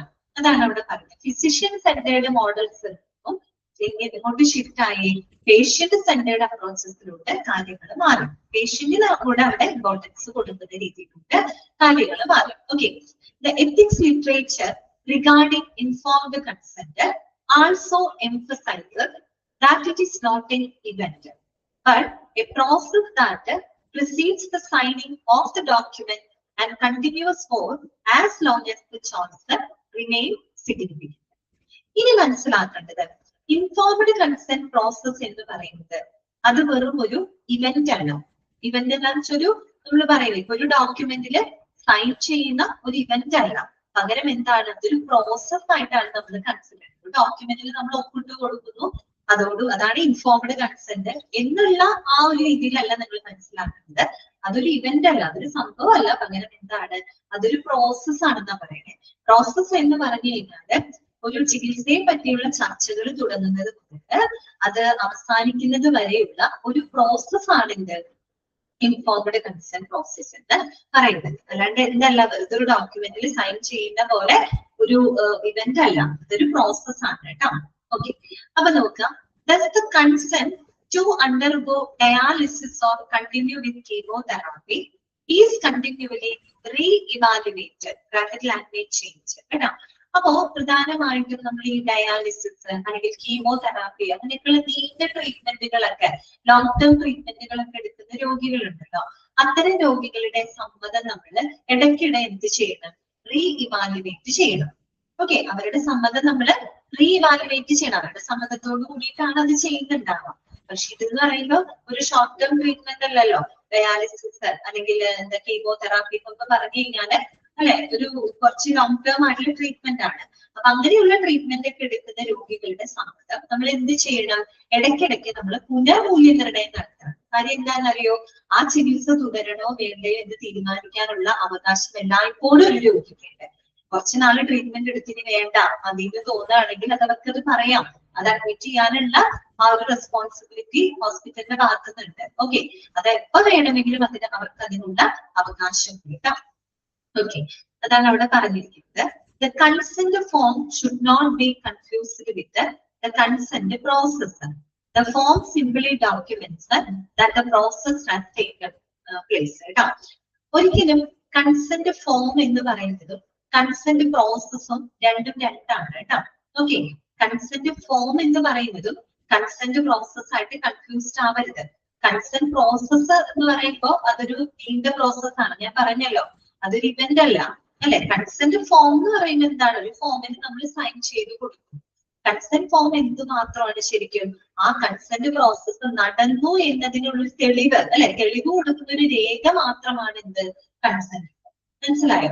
കൺസെന്റ് ഫോം എന്നതും കൺസെന്റ് പ്രോസസ് എന്ന് പറയുന്നതും വ്യത്യാസമുണ്ട്. ഓക്കെ, അതായത് കൺസെന്റ് ഫോം എന്ന് പറഞ്ഞാൽ എന്താണ്? ഒരു കൺസെന്റ് പ്രോസസ് അവിടെ കൃത്യമായിട്ട് നടന്നു എന്ന് കാണിക്കാനുള്ള ഒരു തെളിവ്, അല്ലെ? ഒരു തെളിവ് അല്ലെങ്കിൽ ഒരു രേഖ മാത്രമാണ് എന്ത്? കൺസെന്റ് ഫോം എന്ന് പറയുന്നത്. Okay, importantly, other parts of the patient record, regular clinic or operative notes, should corroborate details of the process. Okay, അതായത് ഇവര് പറയുന്നത് നമ്മള് ഒരു കൺസെന്റ് ഫോമിൽ മാത്രം ഒതുങ്ങിയാൽ പോരാ, നമ്മൾ ഇൻഫോംഡ് കൺസെന്റുമായിട്ട് ബന്ധപ്പെട്ട എല്ലാ വിവരങ്ങളും രോഗിയുടെ ക്ലിനിക്ക് അല്ലെങ്കിൽ ഓപ്പറേറ്റീവ് നോട്ടുകളില് കൃത്യമായിട്ട് രേഖപ്പെടുത്തിയിരിക്കണം എന്നാണ് പറയുന്നത് കേട്ടോ. അല്ലാണ്ട് കൺസെന്റ് ഫോം ഒപ്പിടുന്നതോടുകൂടി അവിടെ പരിപാടി അവസാനിക്കുന്നില്ല. ഇൻഫോംഡ് കൺസെന്റുമായിട്ട് ബന്ധപ്പെട്ട് നടക്കുന്ന എല്ലാ കാര്യങ്ങളും ഒരു ഡോക്ടറുടെ ക്ലിനിക്കൽ റിപ്പോർട്ട് അല്ലെങ്കിൽ അവരുടെ ഓപ്പറേറ്റീവ് നോട്ടുകളില് എന്ത് ചെയ്തിരിക്കണം? കൃത്യമായിട്ട് രേഖപ്പെടുത്തിയിരിക്കണം. ഓക്കെ, നമുക്കിത് മൊത്തത്തിൽ കേൾക്കുമ്പോൾ ഒരു കൺഫ്യൂഷൻ പോലെ തോന്നുന്നുണ്ടാവും. സംഭവം വേറൊന്നുമല്ല, നമ്മുടെ ഇൻഫോംഡ് കൺസെന്റുമായിട്ട് ബന്ധപ്പെട്ട അതിന്റെ ലീഗൽ വശങ്ങളെ, എത്തിക്കൽ ആയിട്ടുള്ള ധാർമ്മിക വശങ്ങളെ പറ്റിയിട്ടാണ് അവിടെ പറയുന്നത്. ധാർമ്മിക വശം എന്ന് പറഞ്ഞാൽ എന്താണ്? നമ്മളൊരു ഇൻഫോംഡ് കൺസെന്റ് വഴിയായിട്ട് നമ്മളൊരു രോഗിയുടെ ഓട്ടോനോമി, അല്ലെ, അവരുടെ ഒരു സ്വയം ഭരണാധികാരം, ഒരു സ്വയം നിർണയ അധികാരത്തിനെ മാനിച്ചുകൊണ്ടാണ് നമ്മൾ ആ ഒരു പ്രോസസ്സ് നടത്തുന്നത്. ഓക്കെ, അതായത് ഒരു രോഗി ഏത് ട്രീറ്റ്മെന്റ് ആണോ അവർ തെരഞ്ഞെടുക്കുന്നത്, ആ ട്രീറ്റ്മെന്റിന് ഉടനീളം അവരുടെ ഓട്ടോനോമി, അവരുടെ സ്വയം ഭരണാധികാരത്തിന് അവിടെ എന്ത് ചെയ്യുന്നുണ്ട്?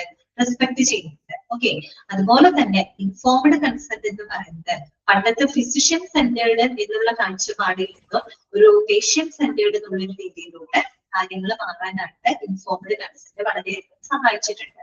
പിന്നെ പൊതുവെ എല്ലാവർക്കും ഒരു ധാരണയാണ് ഇൻഫോംഡ് കൺസെന്റ് എന്ന് പറഞ്ഞാൽ ഒരു ഡോക്യുമെന്റിൽ സൈൻ ചെയ്യുന്നൊരു വെറും ഒരു എന്താ പറയാ ഒരു സൈനിങ്, അല്ലെ, സൈൻ ചെയ്യുന്നൊരു പരിപാടി അല്ലെങ്കിൽ ഇവന്റ് മാത്രമാണ് ഇൻഫോംഡ് പ്രോസസ് എന്ന് പറയുന്നത്. കൺസെന്റ് പ്രോസസ് എന്ന് പറഞ്ഞ തെറ്റി. അങ്ങനെയല്ല, നമ്മളൊരു ചർച്ചകൾ തുടങ്ങുന്നത് മുതൽ ചികിത്സിക്കാനുള്ള ആ ഒരു ഡിസ്കഷൻ ഒക്കെ തുടങ്ങണം മുതൽ അവസാനിക്കുന്നത് വരെ നീണ്ടു നിൽക്കുന്ന ഒരു പ്രോസസ് ആണ്. അതുപോലെ തന്നെ നീണ്ട ട്രീറ്റ്മെന്റുകളൊക്കെ എടുക്കുന്ന രോഗികളുണ്ടാകും. ഇപ്പൊ ഡയാലിസിസ്, കീമോതെറാപ്പി അങ്ങനെയൊക്കെ എടുക്കുന്ന പേഷ്യൻസിന്റെ സമ്മതം നമ്മൾ ഇടയ്ക്കിടയ്ക്ക് എന്ത് ചെയ്യണം? റീവാലുവേറ്റ് ചെയ്യണം. കാര്യം എന്താണെന്നറിയോ? അവർക്ക് ചികിത്സ തുടരണോ വേണ്ടേ എന്ന് തീരുമാനിക്കാനുള്ള അവകാശം അവർക്ക് എല്ലായ്പ്പോഴും ഉണ്ട്. ചികിത്സ തുടങ്ങി എന്ന് കരുതിയിട്ട് അത് അവസാനിക്കുന്നത് വരെ അവർക്ക് നിൽക്കണം നിർബന്ധമൊന്നുമില്ല. ഇപ്പൊ അവർക്ക് തോന്നുകയാണ്, അവർക്ക് വേണ്ട എന്ന് തോന്നുകയാണെങ്കിൽ എപ്പോ വേണമെങ്കിലും അവർക്ക് അത് ഒഴിവാക്കാം, അല്ലെ? അതിനുള്ളൊരു സമ്മതം, അവകാശം അവർക്ക് ഉണ്ടെന്നാണ് പറയുന്നത് കേട്ടോ. അതുപോലെ കൺസെന്റ് ഫോം എന്ന് പറയുന്നത് കൺസെന്റ് പ്രോസസ്സ് കൃത്യമായിട്ട് നടന്നു എന്ന് തെളിയിക്കുന്ന ഒരു രേഖ മാത്രമാണ് കൺസെന്റ് ഫോം. അതുകൊണ്ട് മാത്രം കാര്യമില്ല. കൺസെന്റുമായിട്ട് ബന്ധപ്പെട്ട എല്ലാ വിവരങ്ങളും ഡോക്ടറുടെ ക്ലിനിക്കൽ റിപ്പോർട്ടുകളിലും ഓപ്പറേറ്റീവ് റിപ്പോർട്ടുകളിലൊക്കെ കൃത്യമായിട്ട് എന്ത് ചെയ്തിരിക്കണം? രേഖപ്പെടുത്തിയിരിക്കണം. ഓക്കെ, ഇതാണ് എന്ത് എത്തിക്കൽ ആസ്പെക്ടുകളായിട്ട് പറയുന്നത്. ഓക്കെ, ക്ലിയർ ആണോ? മനസ്സിലായോ? കുറച്ച് കട്ടിയാണ് കേട്ടോ. ഓക്കെ, ഒന്ന് വായിച്ചു നോക്കി. എത്തിക്കൽ ആസ്പെക്ടുകൾ ഒന്ന് വായിച്ചു നോക്കി.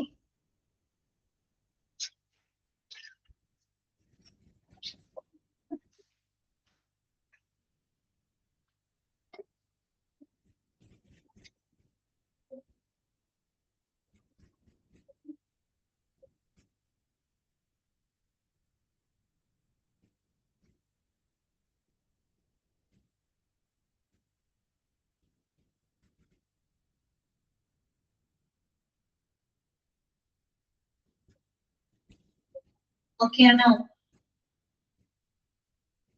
വായിച്ചു നോക്കിയിട്ട് നിങ്ങൾക്ക് മനസ്സിലായോ?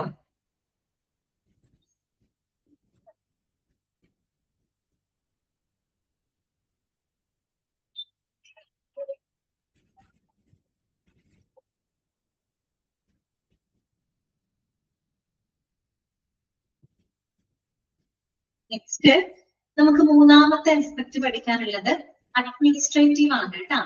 അഡ്മിനിസ്ട്രേറ്റീവ് ഭരണപരമായിട്ടുള്ള അതിന്റെ വശങ്ങൾ കേട്ടോ. ഇൻഫോംഡ് കൺസെന്റുമായിട്ട് ബന്ധപ്പെട്ട ഭരണപരമായിട്ടുള്ള വശങ്ങളാണ് നെക്സ്റ്റ് നമ്മൾ ഡിസ്കസ് ചെയ്യുന്നത്. ഓക്കെ, ശ്രദ്ധിക്കാം. For the purpose of complaints the informed consent document means the administrative purpose of a systems level check to ensure that a consent process has occurred. എന്താണ് അവിടെ പറയുന്നത്? അഡ്മിനിസ്ട്രേറ്റീവ് ആയിട്ടുള്ള കാര്യങ്ങൾ എന്ന് പറയുമ്പോൾ നമ്മൾ പറഞ്ഞു, അതെന്തെങ്കിലും പറഞ്ഞപ്പോ കുറെയൊക്കെ ഡോക്യുമെന്റേഷൻസ് ആണ് അവിടെ ചെയ്യുന്നത് അല്ലെ, രേഖപ്പെടുത്തലുകളാണ് അല്ലെ, രേഖപ്പെടുത്തലുകളാണ് നമ്മൾ പ്രധാനമായിട്ടും അഡ്മിനിസ്ട്രേറ്റീവ് ആയിട്ട് നമ്മൾ ചെയ്യുന്നത്. അതായത് ഇപ്പൊ നമ്മളൊരു ആശുപത്രിയില് അല്ലെങ്കിൽ ഒരു ക്ലിനിക്കില് നമ്മളൊരു രോഗിയെ ചികിത്സിക്കുന്നതിന് മുൻപായിട്ട് അവരുടെ സമ്മതം വാങ്ങേണ്ട ഒരു രീതിയുണ്ട് അല്ലെ, അവരുടെ ഒരു കൺസെന്റ് വാങ്ങുന്ന ഒരു രീതിയാണ് നിലവിലുള്ളത്. അപ്പോ ആ രീതി ഇവിടെ കൃത്യമായിട്ട് പാലിക്കപ്പെടുന്നുണ്ടോ എന്ന് ഉറപ്പുവരുത്തുന്നതിന് വേണ്ടി സഹായിക്കുന്ന ഭരണപരമായിട്ടുള്ള മാർഗങ്ങളെ പറ്റിയിട്ടാണ് ആ ഒരു അഡ്മിനിസ്ട്രേറ്റീവ് ആസ്പെക്റ്റിനകത്ത് പറയുന്നത്. ഓക്കെ, അതായത് നമ്മളൊരു രോഗിയെ ചികിത്സിക്കുന്നതിന് മുൻപായിട്ട് എന്ത് വാങ്ങണം? അവരുടെ കൺസെന്റ് വാങ്ങണം അല്ലെ, സമ്മതം വാങ്ങണം. ആ രീതി എല്ലായിടത്തും പാലിക്കപ്പെടുന്നുണ്ടോ എന്ന് ഉറപ്പുവരുത്തണം. ഓക്കെ, ആ ഒരു രീതി എല്ലായിടത്തും കൃത്യമായിട്ട് പാലിക്കപ്പെടുന്നുണ്ടോ എന്ന് ഉറപ്പുവരുത്തുന്നതിന് വേണ്ടിയിട്ട് നമ്മളെ സഹായിക്കുന്ന ഭരണപരമായിട്ടുള്ള മാർഗങ്ങളാണ് അഡ്മിനിസ്ട്രേറ്റീവ് ആസ്പെക്റ്റിനകത്ത് പറയുന്നത്. ചുരുക്കി പറഞ്ഞു കഴിഞ്ഞാല് ഇൻഫോംഡ് കൺസെന്റുമായിട്ട് ബന്ധപ്പെട്ട എല്ലാ സംവിധാനങ്ങളും, ഹോസ്പിറ്റലിലെ എല്ലാ സംവിധാനങ്ങളും കൃത്യമായിട്ട് അതിന് സജ്ജമാണോ, അല്ലെങ്കിൽ കൃത്യമായിട്ട് എല്ലാ ഹോസ്പിറ്റൽ സംവിധാനങ്ങളും അത് പാലിക്കുന്നുണ്ടോ എന്ന് ഉറപ്പുവരുത്തുന്നതിനായിട്ട് സഹായിക്കുന്ന ഒരു എന്താ പറയാ ഭരണപരമായിട്ടുള്ള മാർഗമാണ് അഡ്മിനിസ്ട്രേറ്റീവ് ആസ്പെക്റ്റിനകത്ത് പറയുന്നത്. ഓക്കെ, നോക്കാം. For the purpose of complaints the informed consent document means the administrative purpose of a system level check to ensure that a consent process has occurred. Okay, ഇനി നോക്കാം. The patient simply do not advance to the operating room, for example, without a signed consent. ശരിയല്ലേ? നമുക്കറിയാലോ, ഒരു രോഗിയെ നമ്മള് ഒരു operating റൂമിലോട്ട് അവരുടെ കൺസെന്റ് ഇല്ലാതെ നമ്മൾ വിടുവോ? ഒരിക്കലും വിടില്ല അല്ലെ. നമ്മൾ ഓൾറെഡി മെഡിക്കൽ കൗൺസിൽ ഓഫ് ഇന്ത്യയുടെ ചട്ടം പ്രകാരം പറയുന്നുണ്ട് അല്ലെ, സർജറി മറ്റൊക്കെ ചെയ്യുന്നതിന് മുൻപായിട്ട് രോഗിയുടെ സമ്മതം ആവശ്യമാണ് അല്ലെ.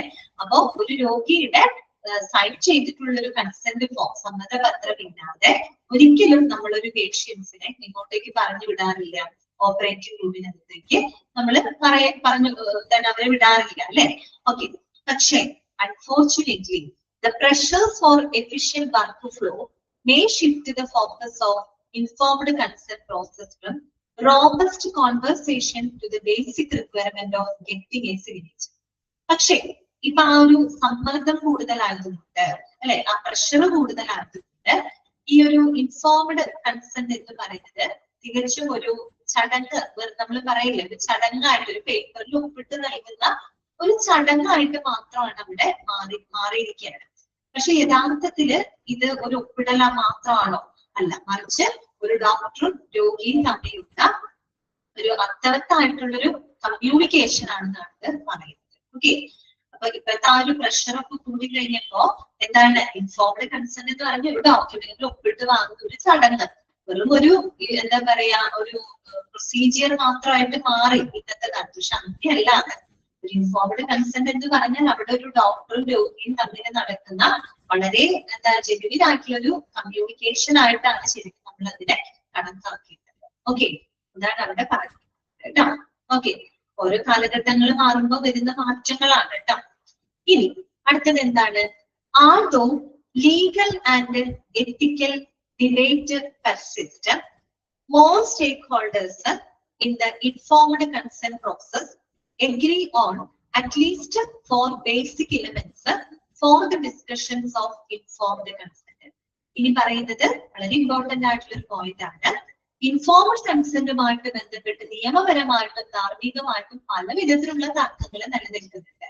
എങ്കിലും ഇൻഫോംഡ് കൺസെന്റുമായിട്ട് ബന്ധപ്പെട്ട 4 പ്രധാനപ്പെട്ട അടിസ്ഥാന ഘടകങ്ങളെ പറ്റി അല്ലെ, 4 ബേസിക് എലമെന്റ്സ്, 4 പ്രധാനപ്പെട്ട ഫാക്ടേഴ്സിനെ പറ്റിയിട്ടാണ് അവിടെ പറയുന്നത്. ഏതൊക്കെയാണ് ഒരു ഇൻഫോംഡ് കൺസെന്റ്? അത് എടുത്ത് തന്നെ ചോദിക്കാം കേട്ടോ. അത് ക്വസ്റ്റ്യൻ വരാൻ സാധ്യതയുള്ള ഒരു ഭാഗമാണ്. ഇൻഫോംഡ് കൺസെന്റുമായിട്ട് ബന്ധപ്പെട്ട 4 ബേസിക് എലമെന്റ്സുകൾ എന്തൊക്കെയാണ് ഏതൊക്കെയാണ്? അത് കുറെയൊക്കെ നമ്മൾ നേരത്തെ പറഞ്ഞ കാര്യങ്ങളാണ്. ഒന്നാമത്തെ 4 ബേസിക് എലമെന്റ് ഉണ്ട്. ഒന്നാമത്തെ എന്താണെന്നറിയോ? The decision maker. ആരാണ് decision maker? Patient or a surrogate അല്ലെ? Should have the capacity to make the decision. നമ്മൾ നേരത്തെ പറഞ്ഞപ്പോ അല്ലെ, ഒരു ഇൻഫോംഡ് കൺസെന്റ് പൂർണ്ണമാകണമെങ്കിൽ രോഗിക്ക് വേണ്ടി തീരുമാനിക്കുന്ന വ്യക്തിക്ക് കുറച്ച് കഴിവുകൾ ഉണ്ടാകുമെന്ന് നമ്മൾ പറഞ്ഞിരുന്നു അല്ലെ? അത് തന്നെയാണ് ഇവിടെ പറയുന്ന പോയിന്റ്. ഓക്കെ, ഇൻഫോംഡ് കൺസെന്റുമായിട്ട് ബന്ധപ്പെട്ട 4 ബേസിക് എലമെന്റ്സ് എന്താണ്? ഒന്ന്, decision maker should have the capacity to make decisions അല്ലെ? ഡിസിഷൻ മേക്കർ ആരാണ്? രോഗിയാണ് അല്ലെ? രോഗിയാണെങ്കിൽ രോഗിയുടെ സറോഗേറ്റ്, രോഗിയുടെ റെപ്രസെന്റേറ്റീവ് എന്നൊക്കെ പറയില്ല, അവരാവാം. അവർക്ക് എന്താണ്? നൽകുന്ന വിവരങ്ങൾ കൃത്യമായിട്ട് മനസ്സിലാക്കാനുള്ള ഒരു കഴിവ് അവർക്ക് ഉണ്ടാവണം അല്ലെ? മനസ്സിലാക്കാൻ സാധിക്കണം. ഡോക്ടർ വിവരങ്ങൾ പറഞ്ഞു കൊടുക്കുമ്പോ അത് അവർക്ക് മനസ്സിലാക്കാൻ പറ്റണം അല്ലെ? മനസ്സിലാക്കാൻ സാധിക്കണം. ഒന്നാമത്തെ എലമെന്റ് അതാണ്. രണ്ടാമത്തത്, physician should disclose sufficient details for the decision maker to make an informed choice. ഇനി ഒരു രോഗിയെ സംബന്ധിച്ച് ചികിത്സാ സംബന്ധമായിട്ട് തീരുമാനങ്ങൾ എടുക്കുന്നതിന് വേണ്ടിയിട്ട് ഡോക്ടർ എന്ത് ചെയ്യണം? അവർക്ക് ആവശ്യമായിട്ടുള്ള വിവരങ്ങൾ അവർക്ക് നൽകിയിരിക്കണം അല്ലെ? ഡോക്ടർ എന്ത് ചെയ്യണം? അവർക്ക് ചികിത്സാ സംബന്ധമായിട്ട് തീരുമാനങ്ങൾ എടുക്കുന്നത് കൊണ്ട് തന്നെ ഒരു ഡോക്ടർ അവർക്ക് ആവശ്യമായിട്ടുള്ള വിവരങ്ങളെല്ലാം തന്നെ അവർക്ക് എന്ത് ചെയ്യണം? പ്രൊവൈഡ് ചെയ്യണം. അത് രണ്ടാമത്തെ എലമെന്റ്. മൂന്നാമത്തെ എന്താണെന്നറിയോ? Decision maker should show his or her understanding of the disclosed information. അതായത് അവരോട് വെളിപ്പെടുത്തി, ഒരു രോഗിയോട് വെളിപ്പെടുത്തിയിട്ടുള്ള എല്ലാ ഇൻഫർമേഷൻസും അവർക്ക് എന്ത് ചെയ്യാൻ പറ്റണം? അത് തന്റെ ആരോഗ്യത്തിനെ എത്രത്തോളം ബാധിക്കുന്നു, അതിന്റെ പ്രാധാന്യം തിരിച്ചറിയണം എന്നാണ് അവര് പറയുന്നത് കേട്ടോ. ഇത് വേണം, അതിന്റെ പ്രാധാന്യം തിരിച്ചറിയണം. ഡിസ്ക്ലോസ്ഡ് ഇൻഫർമേഷൻ, അതിന്റെ പ്രാധാന്യം തിരിച്ചറിയാന്ന് വെച്ചാൽ അത് അവരുടെ ആരോഗ്യത്തിന് എത്രത്തോളം സ്വാധീനിക്കുന്നുണ്ട് അല്ലെ? അതിനെ പറ്റിയിട്ട് അവർക്ക് കൃത്യമായിട്ടുള്ള ഒരു ബോധ്യം ഉണ്ടാവണം അല്ലെ? അവര് പറയുന്ന കാര്യങ്ങള് തന്റെ ആരോഗ്യത്തിന് എത്രത്തോളം ബാധിക്കുന്നുണ്ട്, എത്രത്തോളം സ്വാധീനിക്കുന്നുണ്ട്, ആ ഒരു ഇമ്പോർട്ടൻസ് അവർക്ക് മനസ്സിലാക്കാൻ പറ്റണം അല്ലെ? അത് മൂന്നാമത്തെ element. Last and final element എന്താണ്? Decision maker should freely authorize the treatment plan. Freely authorize, underline ചെയ്ത് ഫ്രീവിലി ഓതറൈസ് ചെയ്യാന്ന് വെച്ചിട്ട് ഒരു രോഗി തീരുമാനങ്ങൾ എടുക്കേണ്ടത് ഒരിക്കലും ഒരു ഡോക്ടറുടെയോ അല്ലെങ്കിൽ മറ്റുള്ളവരുടെ നിർബന്ധത്തിന് വഴങ്ങിയിട്ടോ അല്ലെങ്കിൽ അവരുടെ ഭീഷണിപ്പെടുത്തലോ കൊണ്ടാകരുത് ഒരു രോഗി സമ്മതം കൊടുക്കേണ്ടത്.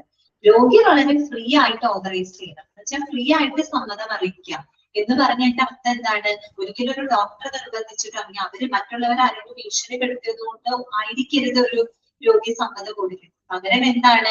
ആ രോഗിക്ക് ആ ഒരു ചികിത്സയെ സംബന്ധിച്ചുള്ള കംപ്ലീറ്റ് ഇൻഫർമേഷൻ രോഗി മനസ്സിലാക്കണം അല്ല? അതിന്റെ റിസ്ക് ആയിക്കോട്ടെ, അതിന്റെ ബെനിഫിറ്റ് ആയിക്കോട്ടെ, അതിന്റെ മറ്റ് സൈഡ് എഫക്റ്റ് ആയിക്കോട്ടെ, ആൾട്ടർനേറ്റീവ് മാർഗങ്ങൾ എന്തൊക്കെയാണ്, അതെല്ലാം അവർ മനസ്സിലാക്കിയിട്ട് വളരെ യാതൊരുവിധ സമ്മർദ്ദവും ഇല്ലാതെ ആയിരിക്കണം അവർ എന്ത് കൊടുക്കേണ്ടത്? സമ്മതം കൊടുക്കേണ്ടത്. അതുകൊണ്ടാണ് ഫ്രീവിലി ഓതറൈസ്ഡ് എന്ന് പറയുന്നത്. സമ്മർദ്ദമൊന്നും ഇല്ലാണ്ട് വളരെ ഫ്രീ ആയിട്ട് സ്വമേധയാ രോഗി കാര്യങ്ങൾ മനസ്സിലാക്കി ആരുടെ സമ്മർദ്ദത്തിന് വഴങ്ങാതെ സ്വന്തമായിട്ട് അവർ എന്ത് കൊടുക്കണം? ആ ഒരു സമ്മതം അവര് അനുവദിച്ചു കൊടുക്കണം. ഓക്കെ, അപ്പൊ ഇത്രയുമാണ് ഒരു ഇൻഫോംഡ് കൺസെന്റിന്റെ പ്രധാനപ്പെട്ട 4 ബേസിക് എലമെന്റ്. ഒന്നാമത്തെ എന്താണെന്ന് ഓർത്തല്ലോ, അതായത് നൽകുന്ന വിവരങ്ങൾ അവർക്ക് കൃത്യമായിട്ട് മനസ്സിലാക്കുക. രണ്ടാമത്തത് രോഗിക്ക് തീരുമാനങ്ങൾ എടുക്കുന്നതിന് ആവശ്യമായിട്ടുള്ള എല്ലാ വിവരങ്ങളും ഡോക്ടർ വിശദമാക്കി കൊടുക്കണം. മൂന്നാമത്തത് നൽകുന്ന അല്ലെങ്കിൽ രോഗിക്ക് ലഭിച്ചിട്ടുള്ള വിവരങ്ങൾ അവരുടെ ആരോഗ്യത്തിന് എത്രത്തോളം ബാധിക്കുന്നു എന്ന് അവർക്ക് മനസ്സിലാക്കാൻ പറ്റണം. അതിന്റെ പ്രാധാന്യം അവർ തിരിച്ചറിയണം. നാലാമത്തത് രോഗി വളരെ സമ്മർദ്ദമില്ലാതെ ഫ്രീ ആയിട്ട് ഇൻഡിപെൻഡന്റ് ആയിട്ട് വേണം അവരുടെ സമ്മതം അറിയിക്കാൻ. അല്ലാതെ ആരുടെ ഭീഷണിയുടെ പുറത്തോ ആരെങ്കിലും നിർബന്ധത്തിന്റെ വഴങ്ങിയിട്ടോ ആയിരിക്കരുത് സമ്മതം കൊടുക്കുന്നത്. ഓക്കെ, ഇത്രയും കാര്യങ്ങളാണ് അവിടെ 4 ബേസിക് എലമെന്റ് ആയിട്ട് പറയുന്നത്. അത് വളരെ ഇമ്പോർട്ടന്റ് ആണ് കേട്ടോ. പോയിന്റ് ആയിട്ട് തന്നെ കൊടുത്തിട്ടുണ്ട് കേട്ടോ. 1, 2, 3, 4 എന്ന ടെക്സ്റ്റിൽ അങ്ങനെ തന്നെയാണ് കൊടുത്തിരിക്കുന്നത്. ഇനി in current clinical practice these 4 elements translate into 5 components that should be included in a discussion seeking to obtain informed consent. അപ്പൊ നമ്മൾ മെയിൻ ആയിട്ട് പറഞ്ഞ 4 ബേസിക് എലമെന്റ് ആണ്. പക്ഷെ ഇൻഫോംഡ് കൺസെന്റുമായിട്ട് ബന്ധപ്പെട്ട ചർച്ചയില് 4 എലമെന്റിൽ ഒരെണ്ണം കൂടെ കൂട്ടിയിട്ട് 5 കമ്പോണന്റുകളാക്കിയിട്ട് അതിന്റെ ബന്ധത്തിൽ മാറ്റിയിട്ടുണ്ട്. ഏതൊക്കെയാണ് ആ 5 കമ്പോണന്റുകൾ? അതായത് ഒരു ഇൻഫോംഡ് കൺസെന്റില് ഉൾപ്പെടുത്തേണ്ട 5 കാര്യങ്ങളാണ് പറയുന്നത്. മനസ്സിലായോ? ഇൻഫോംഡ് കൺസെന്റിൽ ഉൾപ്പെടുത്തേണ്ട 5 കമ്പോണന്റുകൾ ഏതൊക്കെയാണ്? ഒന്ന് നമ്പർ 2 പോവാട്ടോ. ഒന്ന് എന്താണ്? ഡയഗ്നോസിസ്, രോഗനിർണയം അല്ലെ. രോഗനിർണയം എന്ന് പറയുമ്പോൾ രോഗിയുടെ ആ വ്യക്തിയോട് എന്താണ് അവരുടെ അസുഖം എന്നുള്ളത് വ്യക്തമാക്കി കൊടുക്കുക, രോഗനിർണയം നടത്തുക അല്ലെ. അതായത് രോഗിയുടെ അസുഖം എന്താണെന്നുള്ളത് അവർക്ക് വ്യക്തമാക്കിയിട്ട് പറഞ്ഞു കൊടുക്കുക. രണ്ടാമത്തത് പ്രപ്പോസൽ ട്രീറ്റ്മെന്റ്. അവർക്കായിട്ട് എന്തൊക്കെ ചികിത്സകളാണ് അവർക്ക് നൽകാനായിട്ട് ഉദ്ദേശിക്കുന്നത് അത് അവരോട് പറഞ്ഞു കൊടുക്കുക, അത് പറയുക അല്ലെ, അത് വ്യക്തമാക്കുക. മൂന്നാമത്തെ എന്താണ്? Risk and benefits of the treatment. അതായത് risk and benefits of the treatment, ആ ചികിത്സയുടെ ഗുണങ്ങളും ദോഷങ്ങളും എന്തൊക്കെയാണെന്ന് അവരോട് പറയുക. ഓക്കെ. നാലാമത്തെ എന്താണ്? Alternative treatments and the risk and benefits. ഇനി നിലവിലുള്ള ചികിത്സയ്ക്ക് പകരമായിട്ട് മറ്റെന്തെങ്കിലും ചികിത്സകൾ ഉണ്ടെങ്കിൽ അത് പറഞ്ഞു കൊടുക്കുക, അതിന്റെ ഗുണങ്ങളും ദോഷങ്ങളും വ്യക്തമാക്കി കൊടുക്കുക, അതിനെ പറ്റിയുള്ള വിവരങ്ങൾ നൽകുക. പിന്നെ ലാസ്റ്റ് എന്താണ്? Risk and benefit of declining treatment. ഉണ്ടാവും ഡിക്ലൈനിങ് ട്രീറ്റ്മെന്റ്, അത് നമ്മൾ എക്സ്ട്രാ പറഞ്ഞതാണ് അല്ലെ. അതായത് ഇവര് ആ ഒരു ചികിത്സ ചെയ്തില്ല എന്നുണ്ടെങ്കിൽ എന്തൊക്കെ ബുദ്ധിമുട്ടുകൾ വരും, എന്തൊക്കെ അപകട സാധ്യതകൾ ഉണ്ട് എന്നതിനെ പറ്റിയിട്ടുള്ള വിവരങ്ങളും രോഗിക്ക് പ്രൊവൈഡ് ചെയ്യുക. മനസ്സിലായോ? അപ്പൊ നിങ്ങളോട് ചോദിക്കുകയാണ്, ഒരു ഇൻഫോംഡ് കൺസെന്റിൽ ഉൾപ്പെടുത്തേണ്ട 5 കമ്പോണന്റുകൾ എന്തൊക്കെയാണ്? മെയിൻ ആയിട്ട് ഇൻഫോംഡ് കൺസെന്റുമായിട്ട് ബന്ധപ്പെട്ട് 4 ബേസിക് എലമെന്റ്സ് ഉണ്ട്. പക്ഷെ ഇന്ന് നിലവിൽ ഫൈനലി ആ 4 എന്നുള്ളത് 5ആയിട്ട് മാറിയിട്ടുണ്ട്. ഇതൊരു ഇൻഫോംഡ് കൺസെന്റിൽ ഉൾപ്പെടുത്തേണ്ട കാര്യങ്ങൾ എന്താണ്? ഒന്ന് ഡയഗ്നോസിസ് ആണ് കേട്ടോ, രോഗിയുടെ അസുഖത്തെ പറ്റിയിട്ട് അവർക്ക് വ്യക്തമാക്കി പറഞ്ഞു കൊടുക്കണം. പ്രപ്പോസൽ ട്രീറ്റ്മെന്റ്, അവർക്ക് എന്തൊക്കെ ചികിത്സകളാണോ ഉദ്ദേശിക്കുന്നത്, എന്ത് ചികിത്സയാണോ അവർ കൊടുക്കാൻ ഉദ്ദേശിക്കുന്നത് അത് അവരോട് വ്യക്തമായിട്ട് പറയണം. അതിന്റെ റിസ്കും ബെനിഫിറ്റ്സുകളെ പറ്റിയിട്ട് അവർക്ക് അതിനെ പറ്റിയുള്ള വിവരങ്ങൾ കൊടുക്കണം. നിലവിലുള്ള ചികിത്സയ്ക്ക് പകരമായിട്ട് എന്തെങ്കിലും ആൾട്ടർനേറ്റീവ് ആയിട്ടുള്ള ചികിത്സകളുടെ അതിനെ പറ്റിയ വിവരങ്ങൾ കൊടുക്കണം, അതിന്റെ റിസ്ക് ബെനിഫിറ്റ് പറഞ്ഞു കൊടുക്കണം. കൂടാതെ ആ ഒരു ചികിത്സ നിഷേധിച്ചാൽ അല്ല ആ ചികിത്സ നിരസിച്ചാൽ, ആ ചികിത്സ ചെയ്തില്ല എന്നുണ്ടെങ്കിൽ വരുന്ന അപകട സാധ്യതയെ പറ്റിയിട്ടുള്ള വിവരങ്ങളും രോഗിക്ക് നൽകിയിരിക്കണം. ഓക്കെ, ക്ലിയർ ആണോ? ഇത്രയും കാര്യങ്ങൾ മനസ്സിലായോ നിങ്ങൾക്ക്? 3 വശങ്ങളാണ് നമ്മൾ പഠിച്ചത് കേട്ടോ. ലീഗൽ ആസ്പെക്ട്, അതുപോലെ ethical aspect, administrative aspect. Okay, clear?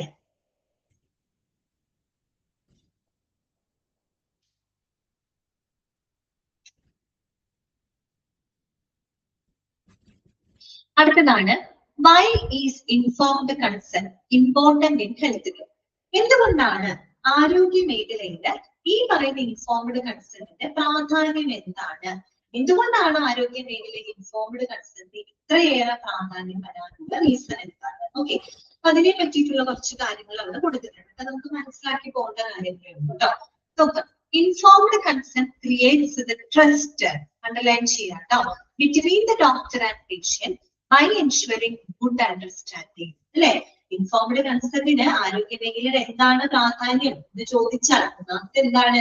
വിശ്വാസം വർദ്ധിപ്പിക്കുകയാണ് അല്ലെ.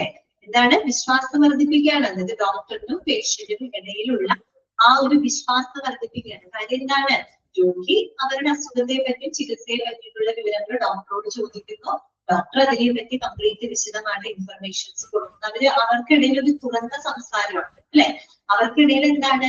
നല്ലൊരു അണ്ടർസ്റ്റാൻഡിംഗ് ഉണ്ട്. പരസ്പരം എല്ലാ കാര്യങ്ങളും അവർ ട്രാൻസ്പാരൻസിയോട് കൂടിയിട്ട് അവര് വളരെ ഓപ്പൺ ആയിട്ട് കമ്മ്യൂണിക്കേറ്റ് ചെയ്യുന്നത് കൊണ്ട് തന്നെ അവർക്കിടയിൽ എന്തുണ്ടാവും?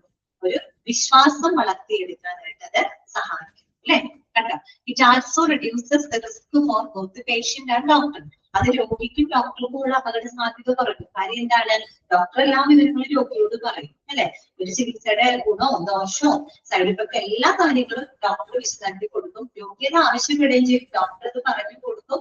അപ്പൊ 2 കൂട്ടർക്കും വ്യക്തമായ ധാരണ ഉള്ളത് കൊണ്ട് തന്നെ ചികിത്സാ സംബന്ധമായിട്ടുള്ള അപകട സാധ്യതകൾ 2 കൂട്ടർക്കും കുറയ്ക്കാൻ പറ്റും അല്ലെ, കുറയ്ക്കാനായിട്ട് പറ്റും. പിന്നെന്താണ്? With excellent communication about risk and option, patients can make the choices which are best for them അല്ലെ. പിന്നെ ഞാൻ പറഞ്ഞല്ലോ, ഈ ഡോക്ടറും പേഷ്യന്റും തമ്മിൽ നല്ലൊരു തുറന്ന കമ്മ്യൂണിക്കേഷൻ ഉള്ളത് കൊണ്ട് തന്നെ പേഷ്യൻസിന് അവർക്ക് അനുയോജ്യമായിട്ടുള്ള ആ ഒരു ചികിത്സാ രീതി അവർക്ക് തെരഞ്ഞെടുക്കാനായിട്ട് അവിടെ സാധിക്കും. ഓക്കെ, പിന്നെന്താണ്? And physicians face less risk of legal action. ഒരു ഡോക്ടർക്ക് എതിരെയുള്ള നിയമ നടപടികൾ അവിടെ കുറയ്ക്കാനായിട്ട് പറ്റും. അപ്പൊ നോക്കി, അത്രയേറെ ഇമ്പോർട്ടൻസ് ഉള്ളത് കൊണ്ടാണ്. ഓക്കെ, അത്രയും ഇമ്പോർട്ടൻസ് ഉണ്ട്. ആരോഗ്യ മേഖലയിലെ ഒരു ഇൻഫോംഡ് കൺസെന്റിന്റെ പ്രാധാന്യം എന്താണ്? അത് ഡോക്ടർക്കും പേഷ്യന്റിനും ഇടയിലുള്ള ട്രസ്റ്റ് വർദ്ധിപ്പിക്കുന്നു അല്ലെ. അതുപോലെ തന്നെ അത് ചികിത്സയുടെ അപകട സാധ്യതകൾ കുറയ്ക്കുന്നു. ഇരു കൂട്ടരും തമ്മിൽ നല്ലൊരു കമ്മ്യൂണിക്കേഷൻ ഉള്ളത് കൊണ്ട് തന്നെ പേഷ്യന്റിന് അവരുടെ ചികിത്സയ്ക്ക് അവർക്ക് ഏറ്റവും അനുയോജ്യമായിട്ടുള്ള ചികിത്സാ രീതി തെരഞ്ഞെടുക്കാനായിട്ട് പേഷ്യൻസിന് സാധിക്കുന്നു. അതുപോലെ ഡോക്ടർക്കെതിരെയുള്ള നിയമ നടപടികളും അതുവഴിയായിട്ട് കുറയ്ക്കാനായിട്ട് സാധിക്കും. ഓക്കെ, ഇത്രയും ഒന്ന് നോട്ട് ചെയ്ത് വെക്കുക.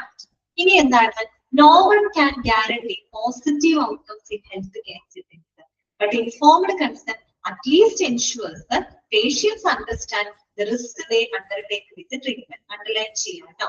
നമ്മുടെ ആരോഗ്യ മേഖലയിൽ ഒരു ചികിത്സയ്ക്ക് നമുക്ക് 100% ഗ്യാരണ്ടി ഒന്നും പറയാൻ പറ്റില്ല. ഓക്കെ, അതങ്ങനെയാണ് ഓൾറെഡി നമ്മൾ ഡിപ്ലോമയിലൊക്കെ പറഞ്ഞു പോയ ഒരു കാര്യമാണ് കേട്ടോ. ഒരു ചികിത്സയ്ക്ക് നമുക്ക് 100% എന്ത് പറയാൻ പറ്റില്ല, ഗ്യാരണ്ടി ഉറപ്പ് പറയാനായിട്ട് പറ്റില്ല. പക്ഷെ ഈ പറയുന്ന ഇൻഫോർമഡ് കൺസെന്റ് വഴി അറ്റ്ലീസ്റ്റ് നമുക്ക് രോഗികൾക്ക് അവരുടെ ചികിത്സയെ സംബന്ധിച്ചിട്ടുള്ള ആ ഒരു അപകട സാധ്യതകളും ഗുണങ്ങളും പാർശ്വഫലങ്ങളെ പറ്റിയൊക്കെ മനസ്സിലാക്കാനായിട്ട് നമുക്ക് അതുവഴി സാധിക്കുന്നുണ്ട്. അതൊരു വലിയൊരു അഡ്വാൻറ്റേജ് അല്ലേ? ഓക്കെ, പിന്നെ മാത്രമല്ല it is also the law, ഇതൊരു നിയമം കൂടിയാണ്. ഇൻഫോർമഡ് കൺസെന്റ് എന്ന് പറയുന്നത് ഒരു നിയമം കൂടി, വെറും ഒരു എന്താ പറയുക ഉൾപ്പെടുന്ന ഒരു ചടങ്ങ് മാത്രമല്ല, കേവല ഒരു നടപടി മാത്രമല്ല, അത് നിയമപരമായിട്ടൊരു ബാധ്യതയും കൂടിയാണ് കേട്ടോ. ഇതൊരു ലോ ആയിട്ട് തന്നെയാണ് നമ്മൾ കണക്കാക്കുന്നത് കേട്ടോ. When the patient agree to a treatment, they must sign the paperwork. അല്ലെ, ഇപ്പൊ ഒരു രോഗി ട്രീറ്റ്മെന്റിന് തയ്യാറാവുന്നതിന് മുമ്പായിട്ട് അവരെന്ത് ചെയ്യും? അവര് സൈൻ ചെയ്യും അല്ലെ, അവരുടെ കൺസെന്റ് അവരെ അറിയിക്കും. ആ സൈൻ ചെയ്യുന്നത് എന്തിനെയാണ് റെപ്രസെന്റ് ചെയ്യുന്നത്? That indicating they understand the risk and agree doctors can take specific life-saving measures if needed. അല്ലെ, അതെ, അതായത് ആ ഒരു ഡോക്ടർ കൊടുക്കാനായിട്ട് തയ്യാറായിട്ടുള്ള എല്ലാ ട്രീറ്റ്മെന്റിനും എല്ലാ ലൈഫ് സേവിംഗ് മെഷേഴ്സുകളും അവർ സ്വീകരിക്കാൻ തയ്യാറാണ് എന്ന് അനുവാദം നൽകിക്കൊണ്ടുള്ള ആ ഒരു സൈനാണ് രോഗി കൊടുക്കുന്നത് അല്ലെ. അതൊക്കെ അതിന് അത്രയേറെ ഇമ്പോർട്ടൻസ് ഉണ്ട് കേട്ടോ. ഓക്കെ, ജനറൽ ആയിട്ടുള്ള കാര്യങ്ങളാണ് പറയുന്നത്, വേറെ പോയിന്റുകളൊന്നും ഇല്ല കേട്ടോ. ഇനി അടുത്തത് നോക്കിയേ.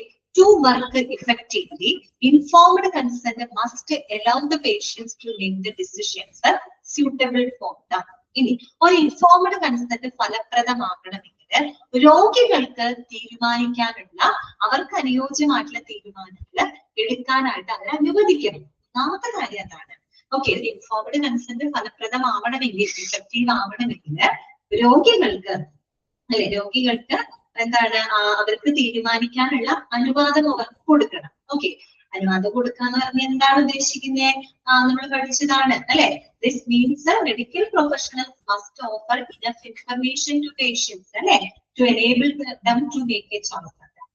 മെഡിക്കൽ പ്രൊഫഷണൽസ്, ഡോക്ടേഴ്സ് അല്ലെ, നഴ്സസ് ഒക്കെ രോഗികൾക്ക് അവർക്ക് ആവശ്യമായിട്ടുള്ള എല്ലാ വിവരങ്ങളും അവർക്ക് കൊടുക്കണം.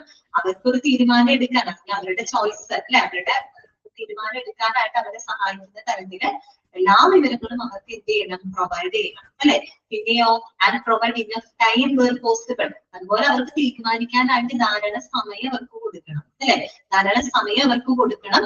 അതുപോലെ തന്നെ പേഷ്യൻസ് ഡോണ്ട് ഫീൽ പ്രഷേർഡ്. പേഷ്യൻസിൽ ഒരിക്കലും എന്ത് ചെയ്യാൻ പാടില്ല? സമ്മർദ്ദം ചെലുത്താൻ പാടില്ല. ഒരിക്കലും അവരെ ഭീഷണിപ്പെടുത്താനോ അല്ലെങ്കിൽ പെട്ടെന്ന് തീരുമാനം പറയാനോ അങ്ങനെയൊന്നും ഒരിക്കലും എന്ത് ചെയ്യരുത്? അവരെ പ്രഷർ ചെയ്യാനായിട്ട് പാടില്ല.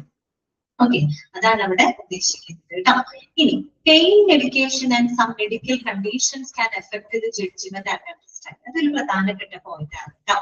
അതായത് ഒരു രോഗിയുടെ തീരുമാനം, അതൊക്കെ ഒരു രോഗിയുടെ ശാരീരികവും മാനസികവുമായിട്ടുള്ള അവസ്ഥകൾ അവരുടെ തീരുമാനത്തെ സ്വാധീനിക്കും. ശരിയല്ലേ പറയുന്നത്?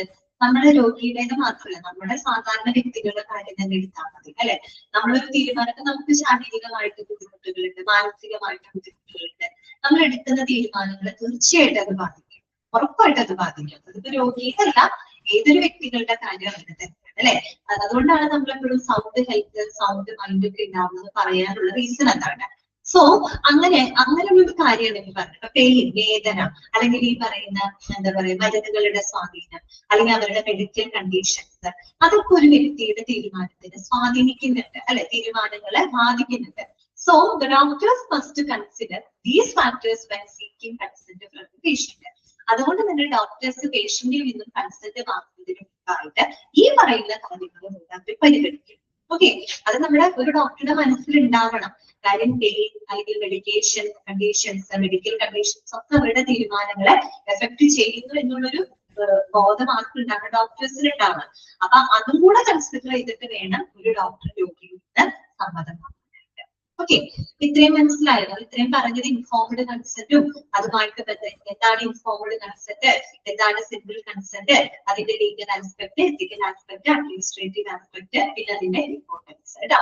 ഇത്രയുമാണ് നമ്മൾ പഠിച്ചത്. ആ ഒരു ടോപ്പിക് അവിടെ അവസാനിക്കുകയാണ് കേട്ടോ. നെക്സ്റ്റ് ക്ലാസ്സിൽ നമുക്ക് ഗസ്റ്റ് ആൻഡ് പബ്ലിക് റിലേഷൻ പഠിക്കാം കേട്ടോ. പബ്ലിക് റിലേഷൻ നമ്മൾ ഡിപ്ലോമയിൽ ഒരു ചാപ്റ്റർ പഠിച്ചിട്ടില്ലേ, പബ്ലിക് റിലേഷൻ. അത് പഠിക്കാൻ എളുപ്പമാണ് കേട്ടോ. ഓക്കെ, വേറൊന്നും അല്ല, നമ്മള് രോഗീനെ അവിടെ ഗസ്റ്റ് ആയിട്ട് വേണം എന്ത് ചെയ്യാനായിട്ട്, അവരെ ട്രീറ്റ് ചെയ്യാനായിട്ട് കേട്ടോ. ഓക്കെ, അപ്പൊ ഞാൻ ക്ലാസ് അവസാനിപ്പിക്കുകയാണ് കേട്ടോ. ഇന്നത്തെ ക്ലാസ്സിൽ നിങ്ങൾക്ക് എന്തെങ്കിലും ഡൗട്ടുകൾ ഉണ്ടെങ്കിൽ ചോദിക്കുക കേട്ടോ. മ്യൂട്ട് ചെയ്തിട്ടുണ്ട്. എന്തെങ്കിലും ഡൗട്ട്സുകൾ ഉണ്ടെങ്കിൽ ചോദിക്കാം. ഇന്നെടുത്ത ഭാഗങ്ങൾ ഇന്ന് തന്നെ വായിച്ചു നോക്കണം. ഞാൻ നിങ്ങളോട് പഠിക്കാനല്ല പറയുന്നത് കേട്ടോ, ഒന്ന് വായിക്കാം കേട്ടോ. വായിച്ച് മനസ്സിലാക്കിക്കോണം കേട്ടോ. പിന്നീട് വായിക്കാൻ വെച്ച് കഴിഞ്ഞാൽ ശരിക്കും പണി കിട്ടും. ഓക്കെ, അപ്പൊ ശരി കേട്ടോ, നമുക്ക് നെക്സ്റ്റ് ക്ലാസ്സിൽ കാണാം.